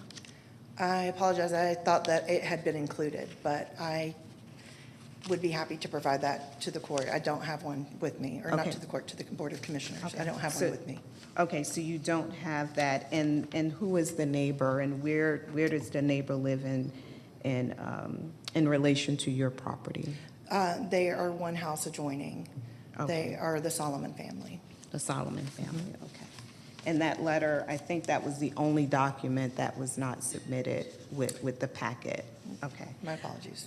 okay, all right.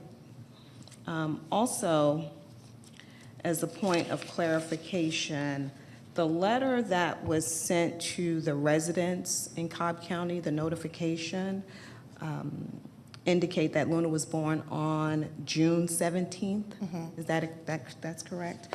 But on your Exhibit A from the pediatrician, she indicates that Luna has been selectively bred for therapeutic traits and is dual registered with AMHA and AMHR, but her letter is dated a day before Luna was born. Okay, so I believe that I made the mistake. Luna was actually born in May. She was born May 17th, not June 17th. So that is a mistake on my part. Okay. So within that 1 month period, according to the doctor at Kaiser, within that 1 month period, she became dual registered? No, she is eligible to be dual registered. Okay. Her dam is duly registered, and she is eligible to be duly registered.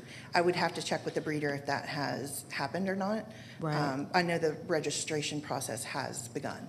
Right, and I recall you mentioning that last month, but in the letter from the doctor, she indicates that she is, at the time this letter was written, that she was dual registered. Okay. So, because the doctor, the letter from the doctor indicates that she's ready to, ready to begin training, ready to begin her therapy with the residents. So that, it's a little conflicting to me. Gotcha. So I just wanted some clarification on that. Fun fact about autism and ADHD, there's time blindness, and so I'm not super great with dates.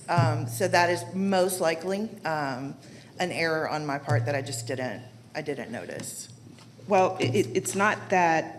It would have been information that I provided to the doctor regarding, and it shouldn't say that she is registered, but she is eligible for registration. Okay, but the information in this letter is information that you communicated to the doctor? Because Correct. it's inconsistent with the information that you sent to the community, is the only point that I'm making. Okay. Okay.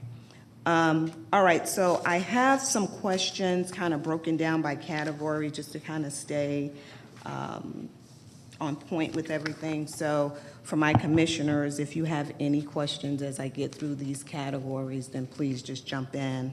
The current housing arrangements, in your earlier testimony, you stated that you lived in the home since 2019, I believe. That is correct. Right, without horses. And for the record, just note that there aren't any horses currently at the property. So my question is, why are the horses needed now? If you've ever heard of step therapy, if you go to a doctor and you ask for a medication, they're going to step you with one thing and then another and then another and then another.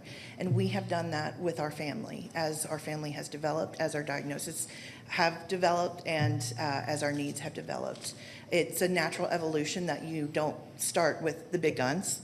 You start small and you work through and you work through and you work through. And so this is, as a clinician, as a disabled person who spent a lifetime without accommodations, this is my effort to have gone through the steps first to see with the least restrictive environment, what is the best service that we can put in place for our family. Our family dynamic has also changed. My brother has come to live with us. That is not something that was previously in existence. And so that dynamic and the nature of his disability has also escalated some of the dynamics that we face in our household. And we are at a place that I would be remiss to say that it's not just as much for myself as it is for my family members.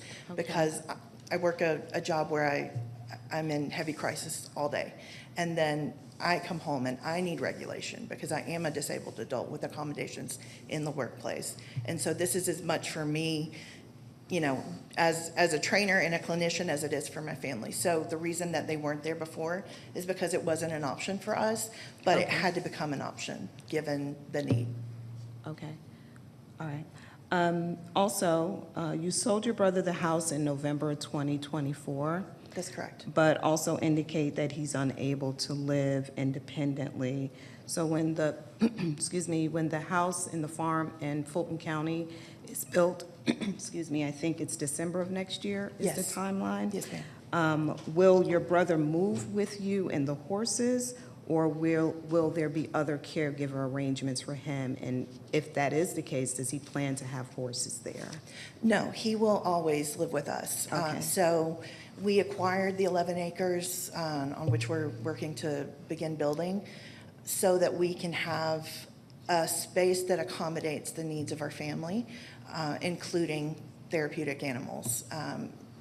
Right now, the space that we have is adequate. It's not ideal by my standards, but it is adequate for the standards for keeping a therapeutic horse. I would just like for them to have more space and for us to have more space and buffers and all of the things.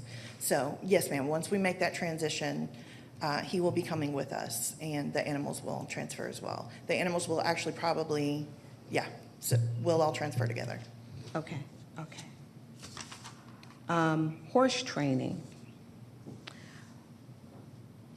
You stated that the adult horse was used in a therapeutic setting and was trained, but is still with the breeder? Yes, so I do need to make an amendment after clarifying with the breeder. The dam has been used as a broodmare to produce, because of her calm temperament, her curious nature, her just pliability with training. You know, she is broken to use the bathroom in one side of her stall. I mean, she's just, so she has been used as a horse who has produced multiple therapeutic horses that have gone into in therapeutic roles. So she has been essentially a broodmare, and so she would be transitioning her life from that service because she is 19. So she is not, for her health and safety, it's time for retirement regarding producing more foals. Luna will be her last foal, and keeping them together will help us provide a model for Luna. It will provide socialization for Luna with another equine as we're training and transitioning to our larger property. Okay, so just a quick question regarding Ashley. You mentioned that she's 19 and she's currently being trained. So I guess the assumption is that she did not serve as a therapeutic animal before now. She was what was her life like from when she was born up till now? Sure, she was selected to be a broodmare to produce therapeutic offspring. Okay. So her life has been in the same family with the same handler.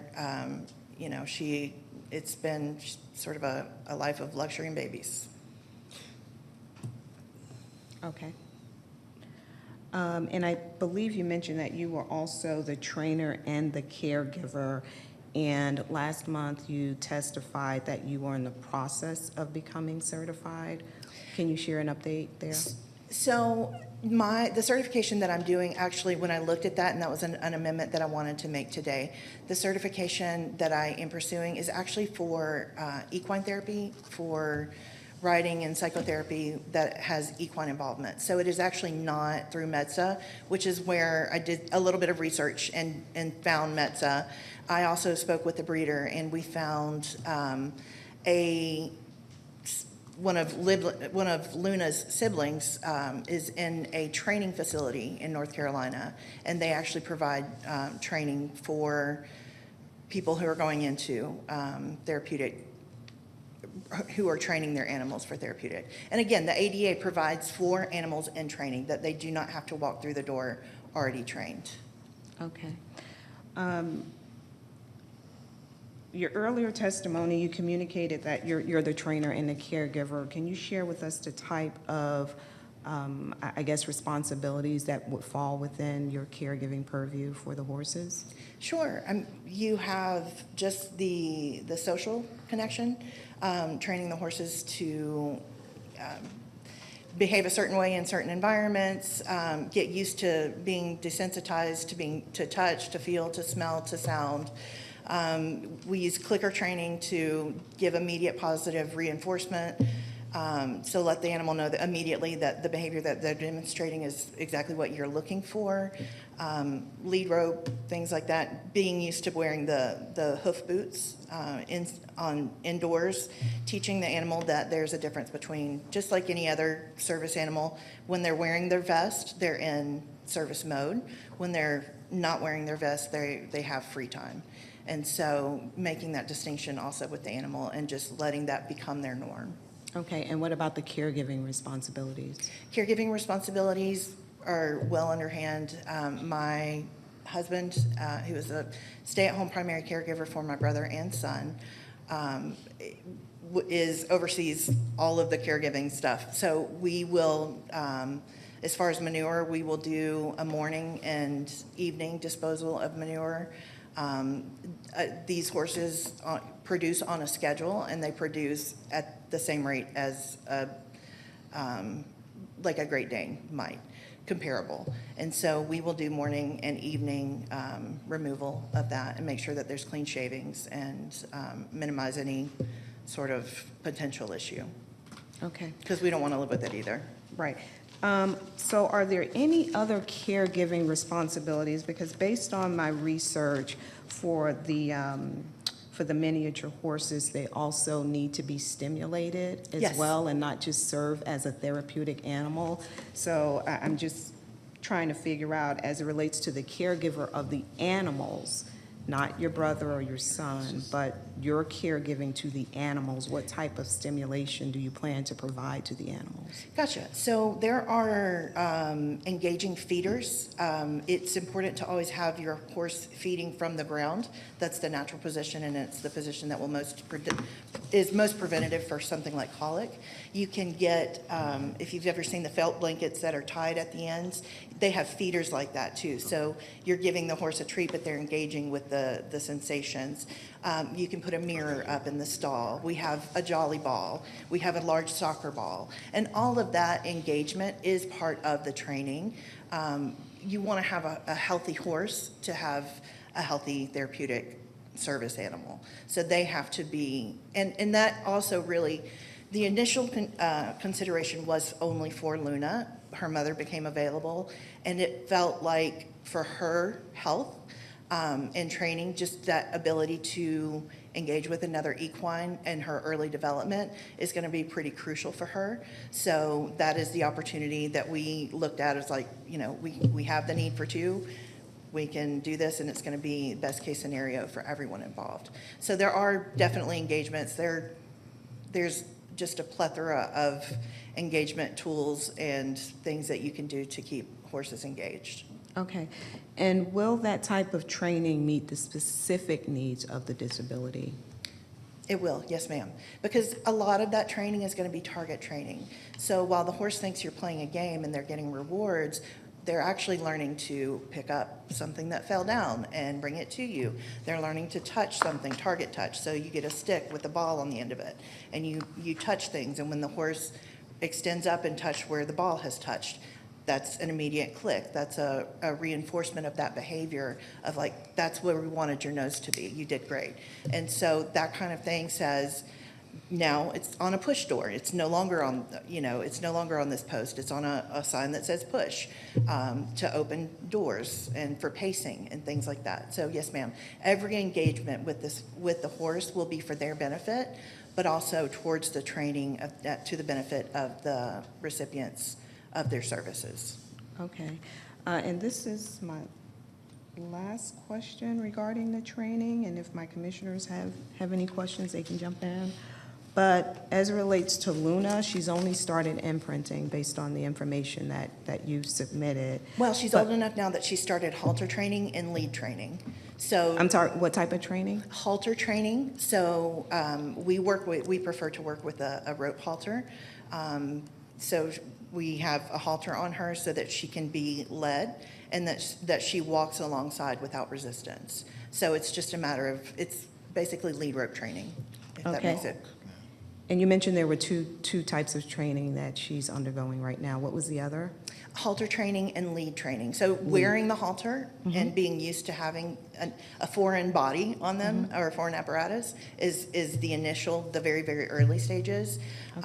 You know, you put ropes around their behind and you get used to them, or you help them get used to being shifted from one side to another. So, for example, if I want her to be beside me, I'm going to raise my Sure. hand and teach her to come to me rather than me walk over to her, because it's her job to come to me. So those kind of initiatives are Okay. being started. Okay, so she's not fully trained, which we know and we've already established. So my question is, when do you estimate her to be fully trained to meet the specific needs of the disabled occupants? A little bit more every day.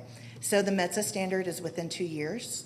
And so the METSA standard for us would be that she be certifiable within 2 years. But she is still, I mean, it's kind of like training a toddler, you know, she still has the young brain. And so there is some physical development that happens with her, but she's developing within the realm, like this is what she's gonna know. This is, it's gonna be joy for her to serve, just like any successful service animal. It is something that they find value in. Okay, all right. I think that was all of the horse training questions that I had. Do you guys have any? So on the Jolly Ball, you're talking the plastic one that you put the treats in, correct? No, a jolly ball for horses is about this big, depending on the horse size. And it's a weighted ball, and it has a loop plastic part that they can bite. And like they can throw it up in the air and throw it to you, or just throw it on the ground. You can kick it to them, they can kick it back. And then there's a big inflated soccer ball, designed specific, it's essentially a yoga ball, but with a protective covering. Right, and I am very familiar with both of those, but the Jolly Balls, again, there are different types, and you just described the one that you're going to want, but they can be very noisy. And I just want the board to be aware of that, given that this is a residential area, that those can be very noisy and such when they're in use. No more than any ball that I would throw for my dog, and these are not squeaky toys. Okay. Thank you. You guys have anything? You good? Okay. Shelter, let's talk a little bit about shelter. Last month, you shared with the board that you have, I guess, a fence at your property. Yes, ma'am. And there's an aerial that's on the screen, Cornelius, I'm not sure if you can show it for everyone to see. If you wouldn't mind just using the pointer to show us where you plan to have the horses when they're outdoors? Sure. My vision, you'll have to. Cornelius, can you just give her, hold on, Cornelius, can you just give her a pointer or? She can't. Okay, okay. Okay, that's our roof line. There is this area right here is concrete padded. It's already recessed into the ground. Okay, so the area that you're seeing is already recessed. It already has drainage. So for hosing, it's right next to the water access, and it has walls that are built up, and we will put additional fencing there and also a cover with a 7-foot opening. Because the way our property is built on a hill, we can put that, and this is recessed to the ground, we can put the shed roof at a 7-foot height, and it still would not exceed the height of our fence. Okay. So you have the pad and you have the fence, and you're planning to put a covering on the fence to protect against inclement weather? Yes, ma'am. So right now, it's a concrete pad. So what we would do is we would put what you call stall mats to just give some comfort padding. And then I like to put about 10 inches of thick bedding. It's a little excessive, but it makes the horses comfortable. It minimizes, well, it eliminates any odors or anything that could be there. And then you just, on a daily basis, you clean that area out. Also, both horses are now trained to use one area of their current stall. And so, and that's, it's just a gold mine. It's a horse that does that is worth their weight in gold. So they're intelligent enough to already understand, safe elimination. Okay, so on this pad, you mentioned that it has drainage. Will the horses relieve themselves on this pad? You mentioned that they're trained currently to relieve themselves on one side of the barn or a particular area of the barn, but is the plan to have them do that here? And, with the drainage, I'm just trying to figure out how that's going to pan out. Sure. Me pointing out that there's a drain there just means that for regular maintenance, when we want to spray it down, just like when we want to power wash our driveway, the convenience of this spot is that there is a drain that's going straight down. So it's like not going into the street or not, it's not being run off into any grass or anything. So yes, the horses will eliminate, again, you'll have the stall pads, and then you have thick bedding, just similar to a cat that uses a litter box or a dog that eliminates in grass. Okay, all right. Also, you stated that the horses may need, they need hay and grass for food. Where will the hay be stored? And also, do you have sufficient grass in the backyard to allow for grazing? We do have sufficient yard in the back for grazing. We also have to limit their grazing time. They will have unlimited access to hay. We actually have a horse trailer where we can put our extra hay and store within the horse trailer, and we have extra. We have pre-existing sheds on the property as well that could serve for their tack. So there's no further inconvenience of having them there, just a little bit of reorganization. So you plan to store the hay at your property? Yes, ma'am. Is what I'm hearing? Okay. Just like we would a 50-pound bag of dog food, just enough for the week. And then next door to, well, I would say 5 houses down, there's a 15-acre property ranch, and they have, all of these things. So, I mean, it's not, we live in a working class neighborhood, a rural area. More of my neighbors have chickens than not. This is not, it's a very supportive neighborhood. I don't anticipate any issues at all. Again, it's just how my autistic brain works. Everybody keeps asking me why I'm doing this if there has not been a complaint. And it's just that I understand this to be protocol, so I am following protocol. And speaking of complaints, you mentioned earlier that you're trying to get ahead of any future complaints. What would you guess those complaints to be, the opposition? We had a neighbor that was unwell with his mental health and his physical health. He has since passed away, and may he rest in peace.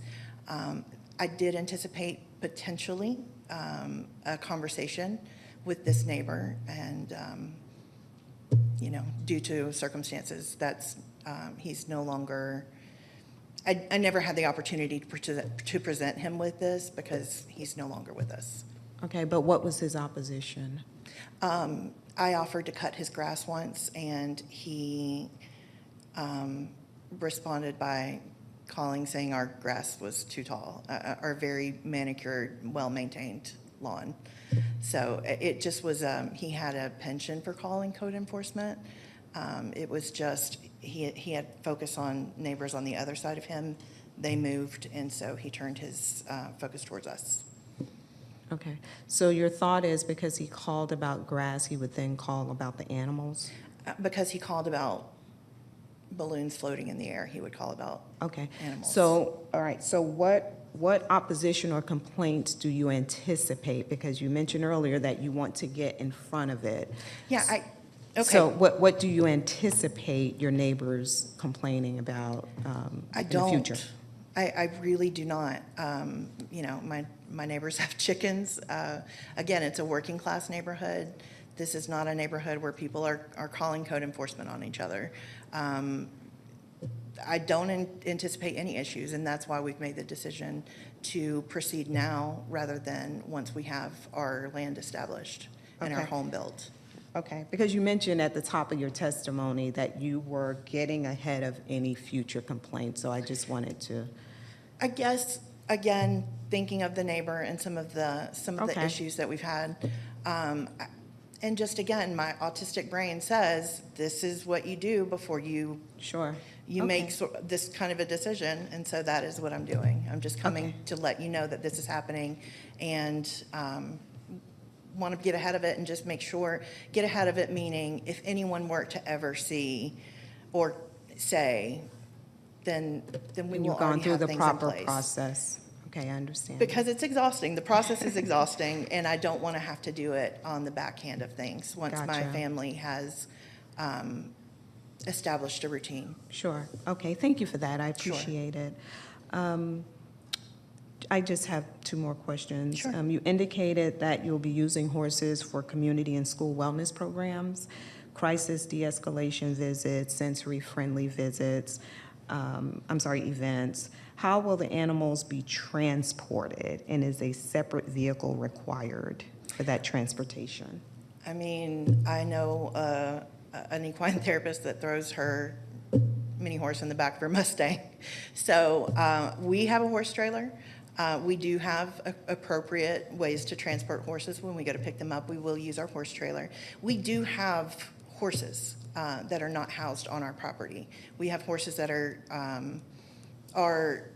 will be in transit, but they will go straight from where they are now, from their boarding facility, to our 11-acre property.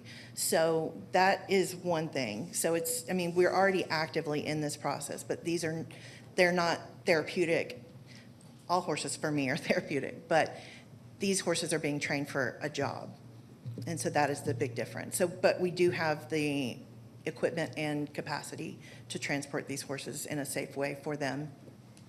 Right, and although they're there for a particular job, your application does indicate that you plan to do these things, so I just wanted a little clarification there. Sure. I am a licensed clinical social worker. I work with underserved populations that often do not have access to therapeutic interventions that many others might. I can't imagine a world where I have such a wonderful resource at my disposal that I wouldn't share if I found it to be appropriate and impactful for kids. So that is the long-term goal. But this is not opening the door for people to be coming into our home, to be engaging in services in our neighborhood. Okay. That is a very long-term goal towards the farm, property that we've the purchased. 11 acres, okay. Yes, All ma'am. right, thank you for that clarification. And just finally, my last question. Your letter to the neighbor, the notification letter. Yes, ma'am. You state that the initial phase of this endeavor have already brought healing to your home. Please describe how the animals have brought healing if they're not currently at the home. Sure. So we do visits with them, and I actually did prepare, I'm sorry, one moment. Okay. I did prepare video evidence of that. I have, I don't know if you would like to see. At this point, we're just asking and answering questions. Okay. Unfortunately, that should have been shared during your testimony at the top of the meeting. Okay. My son is, I don't see the outward manifestation of joy on his face the way that I see it when he engages with these animals. So even though that right now they are an hour and a half away in Dahlonega, it is worth our time and effort to drive to continue to engage with these animals so that he has the opportunity to experience something that he's very good at he is an animal whisperer, and it gives him confidence. And when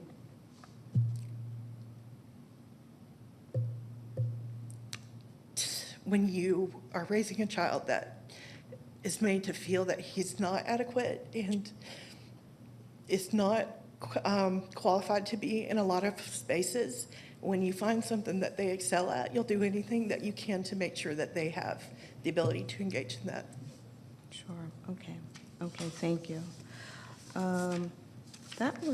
Those are all of the questions that I have. I'll open it up to my colleagues if you guys have anything. No? Okay. All right, thank you so much. I appreciate it. Thank you.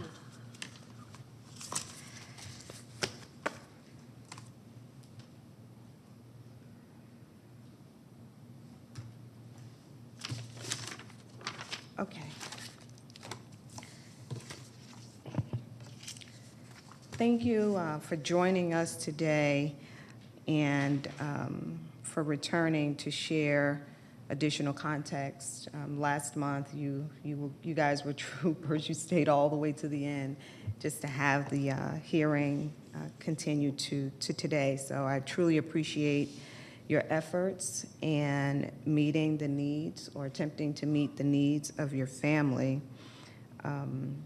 This one is a very interesting one, and I certainly understand the need and the desire and the interest and the benefit and how it can bring needed therapy to the residents in the household. But with that said, I must also determine whether this request can be supported under our zoning code without conflicting with federal laws such as the Federal Housing Act and the American with Disabilities Act. And as a note, I'll share that these laws provide for an equal opportunity to housing and protects against discrimination of the disabled. Both laws require reasonable accommodations, but only when the request does not fundamentally alter the program or policy, which is noted in the law. Currently, our code requires a minimum of 2 acres for this type of use, and that's what's reflected on the application. But the subject parcel is just 0.459 acres, and that's approximately 77% smaller than what is required. Okay. And that important factor, it just makes it a little difficult for me to support the application. My decision is not about questioning the therapeutic value of the animals, but also ensuring compliance with our code. By all accounts, it sounds like Luna is going to be a great addition to the family, but she's also at the very, very early stages of training herself. And I know that at some point she will be fully trained to meet the needs of the residents of the household, but by the testimony, she's not quite at a point where she can provide the therapeutic services that are needed within the home. And I understand that during the training process for her, it also serves somewhat as therapy.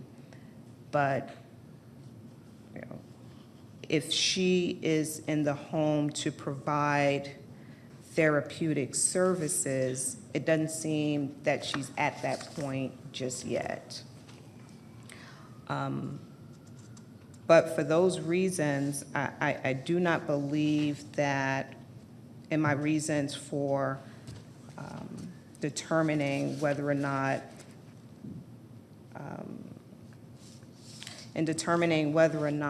it meets our code, I don't believe that a potential denial would violate the ADA or the FHA.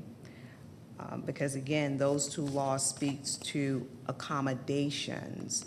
So an example for me would be if there was a request before us to add an ADA ramp, for example, that would be a consideration for an accommodation, not to discriminate against ADA.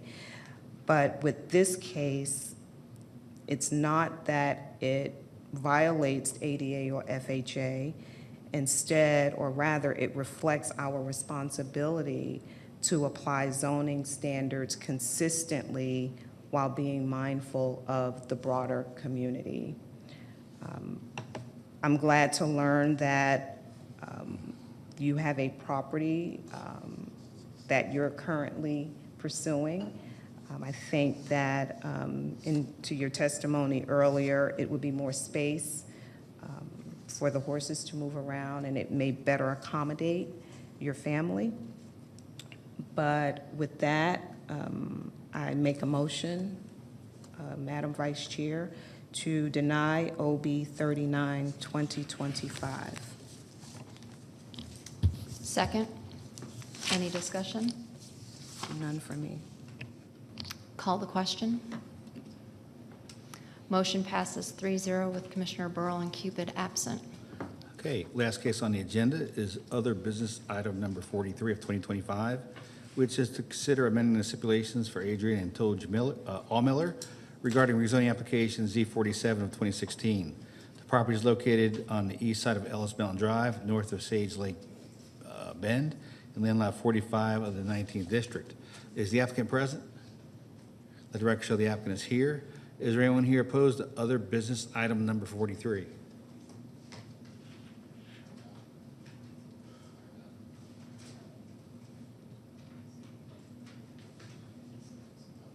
Okay, one opposed? Okay, let the record show there's one person opposed. All those who wish to address the board either for or against, please come forward and be sworn in.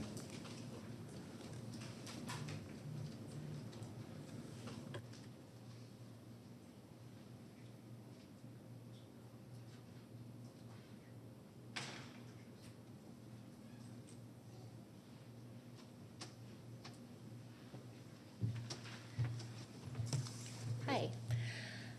I'm Adrienne. This is my husband Todd, and I know that you've just heard a case similar to this, but I hope you'll look at this with fresh eyes because I think we have a slightly different perspective here.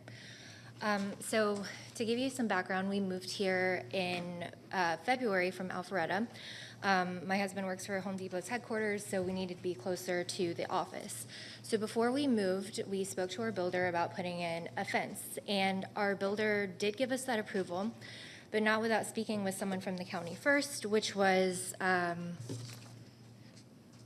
Anthony, who is currently site plan review arborist, but I think in the past he's also worked with the construction teams. So we put this fence in shortly after we moved, and then fast forward to May, days after I gave birth, we had zoning enforcement show up at our house saying that our fence was out of code. So that's when we started, of course, doing some digging. We were very confused by this. And because our fence actually falls within the disturbed buffer, not the natural undisturbed buffer.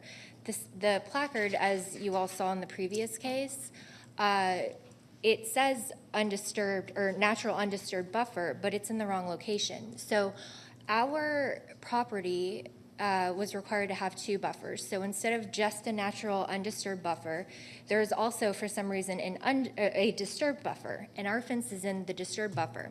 We own the property in the disturbed buffer. We do not own the undisturbed buffer, and our fence is not in the undisturbed buffer. So anyway, so we've gone kind of back and forth on this a bit, and we would like permission for our fence to be in the property that we own in the disturbed buffer. As you can see, if we would move our fence forward outside of the disturbed buffer, it would essentially cut the space of our owned property, more than in half. We have not disturbed any of the trees, any of the plantings. We don't intend to do that. It's simply just putting a fence there.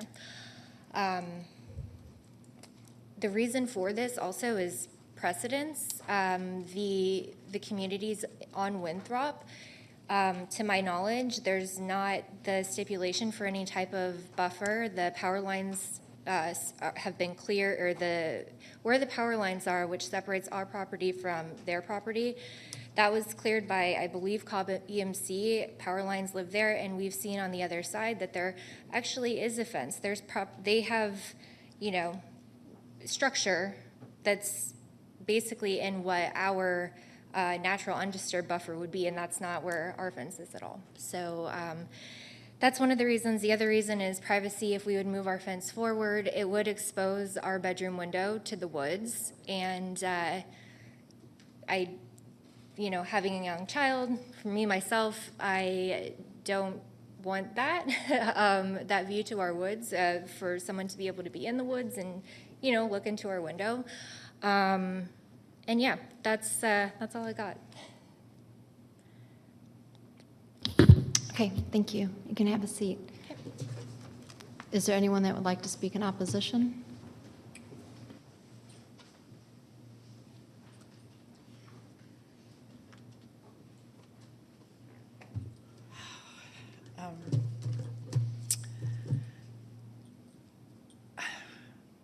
Sorry. Please state your name. I'm sorry. Please state your name. Karen Dickey, President of the Homeowners Association for Winthrop Manor. My property does not back up to these buffers, but several people could not attend today, and they asked me at the last minute to come and represent them because they had to go out of town or they're in court. And it does break my heart to hear the gentleman before and this couple. It really does. I hate that they're in that position. I've seen the photos, and I feel like talking to the residents of Winthrop Manor, they're afraid that if they let this go, it will set a precedence for everybody else, and we don't know how to stop it. It should never have gotten this far to begin with, if you know what I mean. I mean, there were precautions and stipulations, and I don't know what happened. I really don't. I don't know how it fell through. But they are adamant about staying within the buffer zone and the stipulations and preventing it from happening again. So that's my rebuttal. And like I said, I've got a big heart, so they should not have asked me to represent them because I have feelings for everybody, for every party involved. But like I said before, I mean, it was written, and I don't really know what happened, where it fell through the cracks. Great. And this might not be the time to mention this, but what could we do to prevent this? Because, I look at the builders and I look at the HOA over there at Ellis Farms. I'm not sure, is there anything that as county commissioners you could help us with? So we don't have to come here again and no one builds a fence and has to move it. Is there anything we can do? So do you have any other questions? I will answer your question, but during the public hearing part. Okay, so if you're done, I will go ahead and ask you to sit down and close the public hearing. This is within my district. Yes, there are things in place for the developers to clearly understand where they can disturb, where they cannot. It is also clearly marked on each plat of where a homeowner can put things and cannot. And that, again, is why the placards were installed as an extra precautionary in case someone didn't go back to their plat, didn't go back to the site plan, would know you're not supposed to disturb past this point. That was the whole reason for those placards to be in place. I think that was one of the first cases we ever did that in the county because so many people were violating the buffer restrictions that are on there. So yes, there are things in place to help prevent homeowners from getting into this place and position.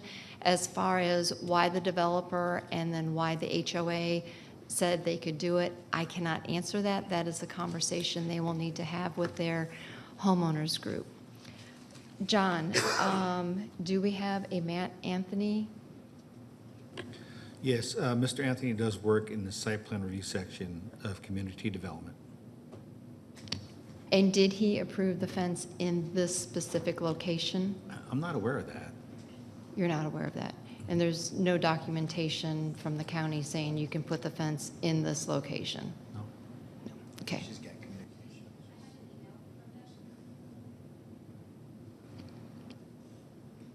I don't have anything. I guess, Debbie, how do we handle this? Because the public hearing is already closed. They did not submit anything for evidence. I mean, it's at the board's discretion as to whether or not they want to see the email. Okay. Fellow board members? Okay, if you could please approach.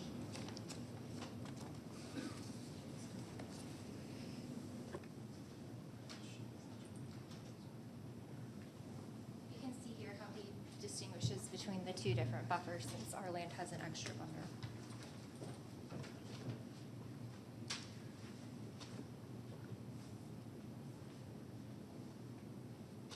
So if we're looking at that aerial, this is supposed to be undisturbed. Okay, for the record, Matt Anthony said, "This wouldn't be a problem to install the fence in the 30-foot permanent buffer area and along the backside. The 30-foot natural maintained buffer has to be maintained, so no fence can be installed in this area." And so their other business item is asking for the fence to be installed in the natural maintained buffer area.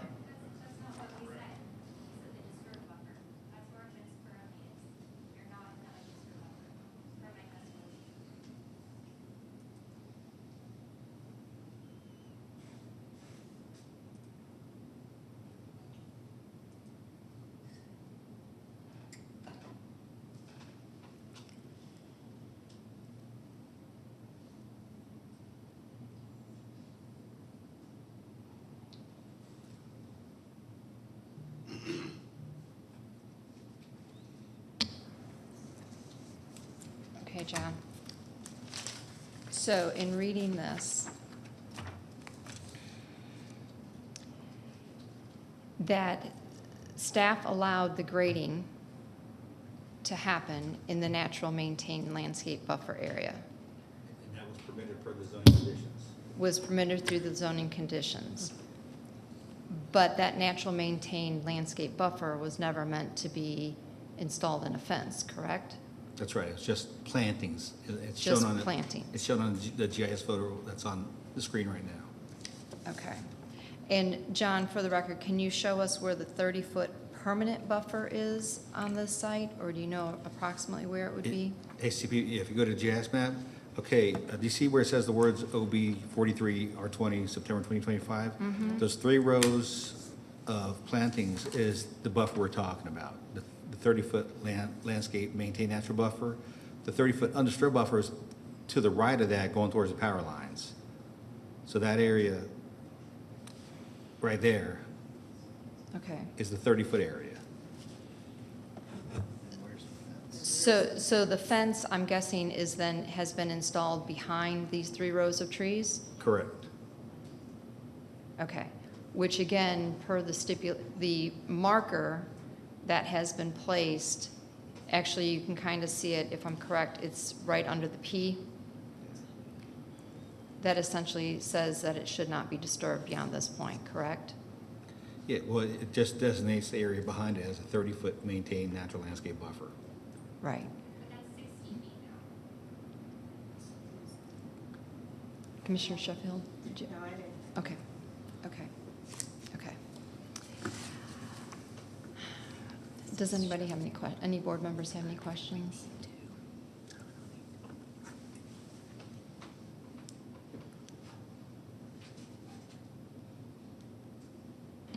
So John, with the original stipulations that were done, essentially, this, either the 30-foot undisturbed or the 30-foot natural,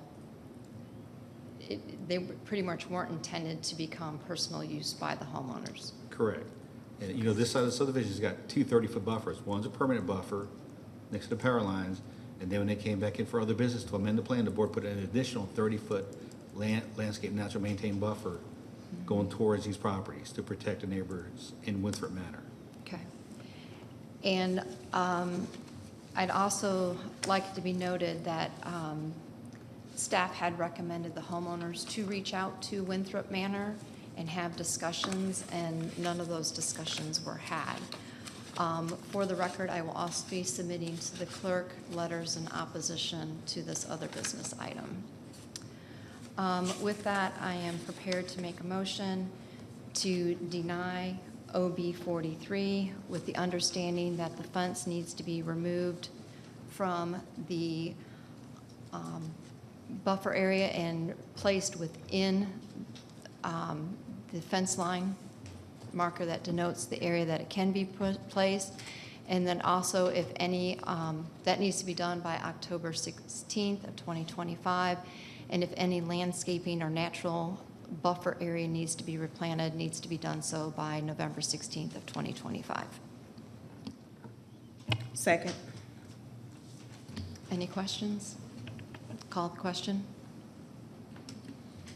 Motion passes 3-0 with Commissioner Burrell and Cupid absent. And thank you to my fellow board members. That adjourns our meeting.